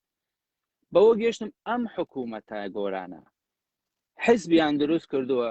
ئەگەر کەسێک گەرەکیە شەڕ بکە بچێتە ئەوێ تفەنگی پێبن کە شەڕ نەکات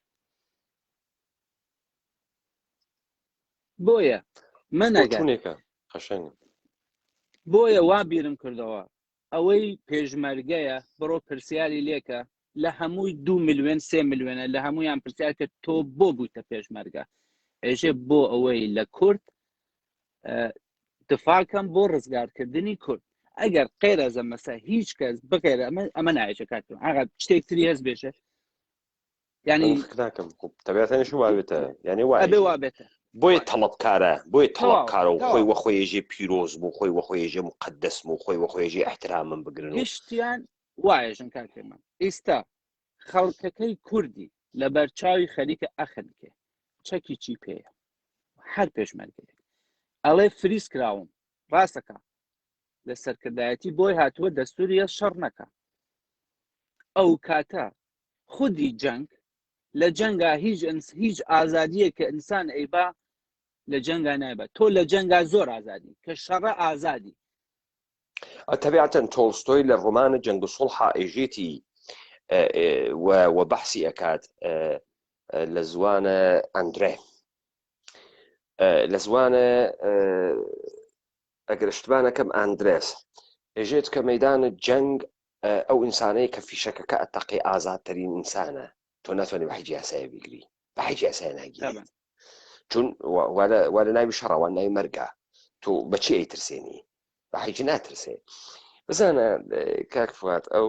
لەختە قەشەنگە دروستە بەم مثالێکت بۆ لێ بەم هەر بەو فەریدون نامدارم وت کە تەرەفداریە کردە یەکێتیم بە پێش چاوی من و تۆ وە بیرمان تێ ئێسحاق ڕابین دانەی جوولەکە دایلەی کوشتی بۆ چون ئێسحاق ڕابین چوو بوو تەکە ئەلفەتحا دانیشت بوو لە نۆروژە مزاکرەی کردبوو مفاوزاتی کردبوو کوشتی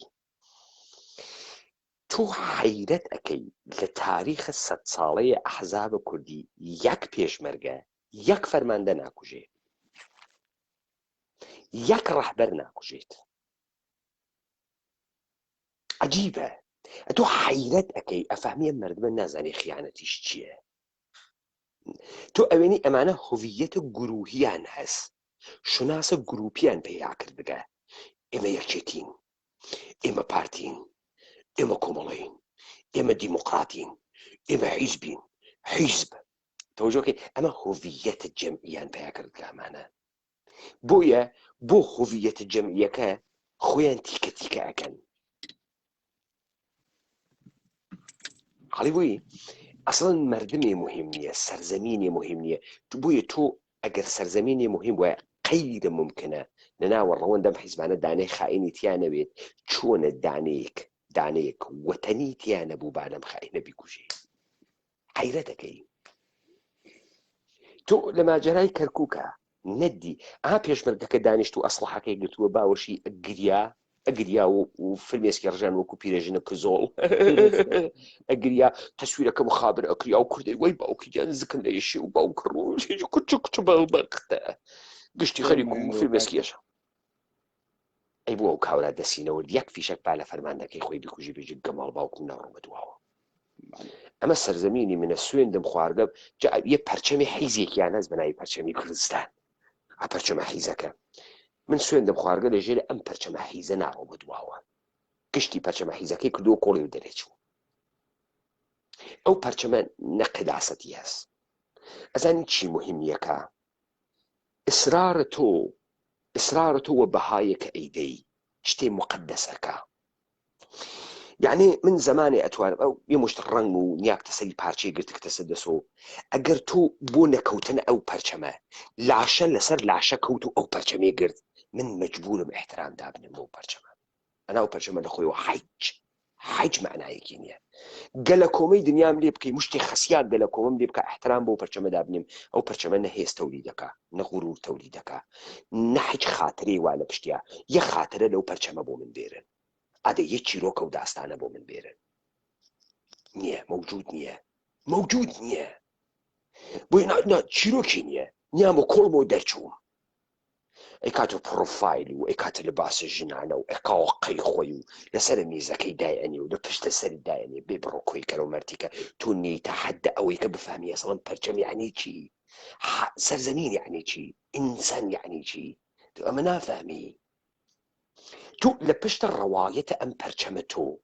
ئیشی داستانێکی گەورە خەفتوێت کە من لە خۆمۆ خۆشیشم نێ لە ڕەنگەکەی احترامی بۆ دابنێم ئادەی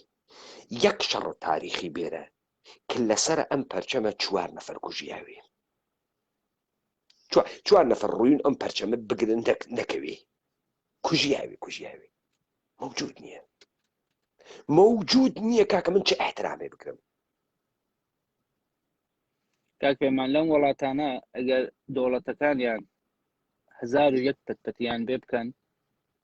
علاقەیان بە پەرچەمە نوێ احترامیان بۆ پەرچەمەکە هەست بەڵام لە وڵاتەکانی لایەمەوە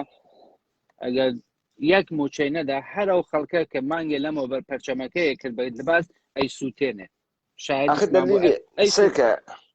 سێکە کاکفوە دلیلی هەست دلیلەکەیشی ئەمەسە شتێک ڕەوایەتێکی نێ لە پشتا چیرۆکێکی نێ لە پشتا کە تۆ مەجزوبی خۆی بکات و تۆ مەجبوری سەر احترامی بۆ دابنی هەرەمەسە بزانە ئەنچی تاریخە لەمانەی خوێنیت و دەرچوو نوێژن نەمانزانی نەمانتوانی ئەقڵمان نە و نەمانتوانی مچەی بارزانی 150,000 نەفەر مردم مسلح ئەوە ئەتوێنێت و ئەوە ئەن هەنێرێتە ئوردوگانشینی و تەحقیرە ناو شارەکانە ئێران و خار و خەفیفی و سێوچینیە ناوە باخەکانە ساوە و هەڵی بووی بە چەقانێ یەک نەفەر سوعاری ناکە ئەرێ مچە بۆ یەکێن یارۆ کاکبەختە دروستی ویلوتی ئەخلیتیانەوە گەوەێ من گەرەکم و احترام دابنێم بۆ ئەوەی کە کاورا ئەو لەحزە بەجێوەی فیشەکەکە بە لە تەپڵی سەری مەشای بیدای لە ناوچاوانی مچە تا بێت و دەرسە عەبرەت لە تاریخە کەسێ بە مردمێ بازی نەکە بە سەرنوشتێ بازی نەکە تەوەجۆکەی کاکە گیان ئێمە خەریکین سابت یەکەین بەرەی کوردستانی خەڵکی گرتکە شینایی کەنە ناو دەمی جنایەتکار هاپاڵت دەستیانە و کاورا ناویش لە هەڵەوجەوات دەمیش لە مەردانەگی ئەدات دەمیش لە دین و ئیمان و قەور و خیامەت و خوا و پێغەمبەریش ئەدا بابا تو خوات کەری یا خوات مەسخەرە کردەکە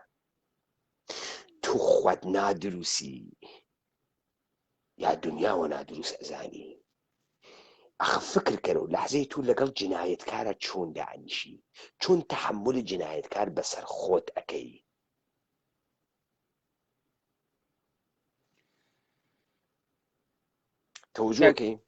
تەوەجۆم کرد کاک پێمان کاکە ئەوە بگرە ئەم کاکەیە خەڵکی هەڵەبجەست پرتە فراکە پارازیت فراخاتەگرا بەڕێزم من گاڵتەم بە هەموو ئیسلامێک دێت بە هەموویانەوە بابا ئەوڵدەفە گاڵتە وە خۆت بێت و خۆت سەرتاپا گاڵتەی تەماشاکە کوڕە خاست تۆ شانۆگەری بووگەم جا دەمەکەی تۆ گشتی یا کەباب چییە یا شانۆگەروگە دەست بۆ حەکیەوەی وەسای ئەو کارەسە من یەکدانە چیرۆکم لە تۆ نەدی تۆ هەر چیرۆک نازانی هەر نازانی نەمایشنامە چییە ئەگەر نە 17 ساڵ و گەمبلت ئەوەی پوتێپان و بێ ئیستا ئەوتوانی تو ئەگەر شانۆ گێڕوای تا بتزانێ ئەو ڕۆڵە شانۆی ئەەکەی لەسەر شانۆوە چه شکلیە ئیستا ئاهاتی دوو داستانە لە هەڵەبجە بوو کاکە ئەمانە ئیشی جواو بدرێت و بۆ خاتری ئەوەی کە ئەمە بووگە بە ئەقڵت سەردەمە مردم باسیەکە وەزانیتە فلپیای مهمێکەم قسانە ئەکا فلپیای مهمێکەم قسانە ئەکا کاولستان ئەمەسە ئێمە کەوتکینە ناوی من قرار نەبووم شەو قسە بکەم شەو قرار بوو شاهیدەکان لێن قسە بکەن کاک پێمان وەگەرنە ئجازە فەرموو کاک فواد وەگەرنە من خۆمم بۆ دیبێتێکی خاص ئامادە ئەکرد ولی ئێژێ دەستخەڕەکەری لە ماڵ وێرانکەری خراوترە خاستر بوو کە من یەک سری تەوزیحات بدەم لەگرا و جنابیشی لە پڕێکا بێرمەناوە ئەم داستانە ئەم دادگا ئێشێ ئیدامە پەیا بکات و مردم تیا مشارەکەت بکەن ظاهرەن ئەوانەی کە فکرەکەن ئەمە دووکان بوو خۆی پێ بناسیێنن لەبەرەوەی سواڵەکە قەشەنگتر بوو ئیتر نایێن تەواو نایێن ئەم دادگا شتێکی کەمە من گەلەکمە ئەزافێ پێ بکەم ئیستەکات ینی دادگا شاهدی هەست قازی هەست یەک شتی کەمە کاک پێمان دادستانی نییە ئەوەی کاکە من خۆم نەقشی گشتیان ئەگەڕم کاک فواد ئاخر هەنێ قسە ئەکری عەجیب و غەریب کاکە گیان من ئەگەر تەوەجوت کردوێ ئەم شەو خەریکم هەمان مەقولەیەک مدعی العموم ئێشێ بەحسی کا بەناوە دادستان خەریکم ئەی هۆن و خەڵکی بفەهمێ سناریۆکە چییە من بەم ئاڕاستە ئەڕۆم کابرا محکوومەکەم ئەوانەیشە کە قەرارە بێن لە تەرەفام حیزبانە و بابێن نێن خاتراتیان نەخوێنینەوە تماشاکە ئاغیان ئەخر دادگات و ئیشی لە جێگەیەکا بەرگوزارەکەی مرد بزانێت دادگا چییە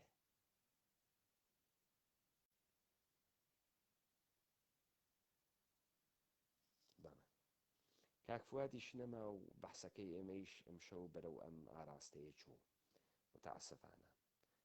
لای ئێوە خۆش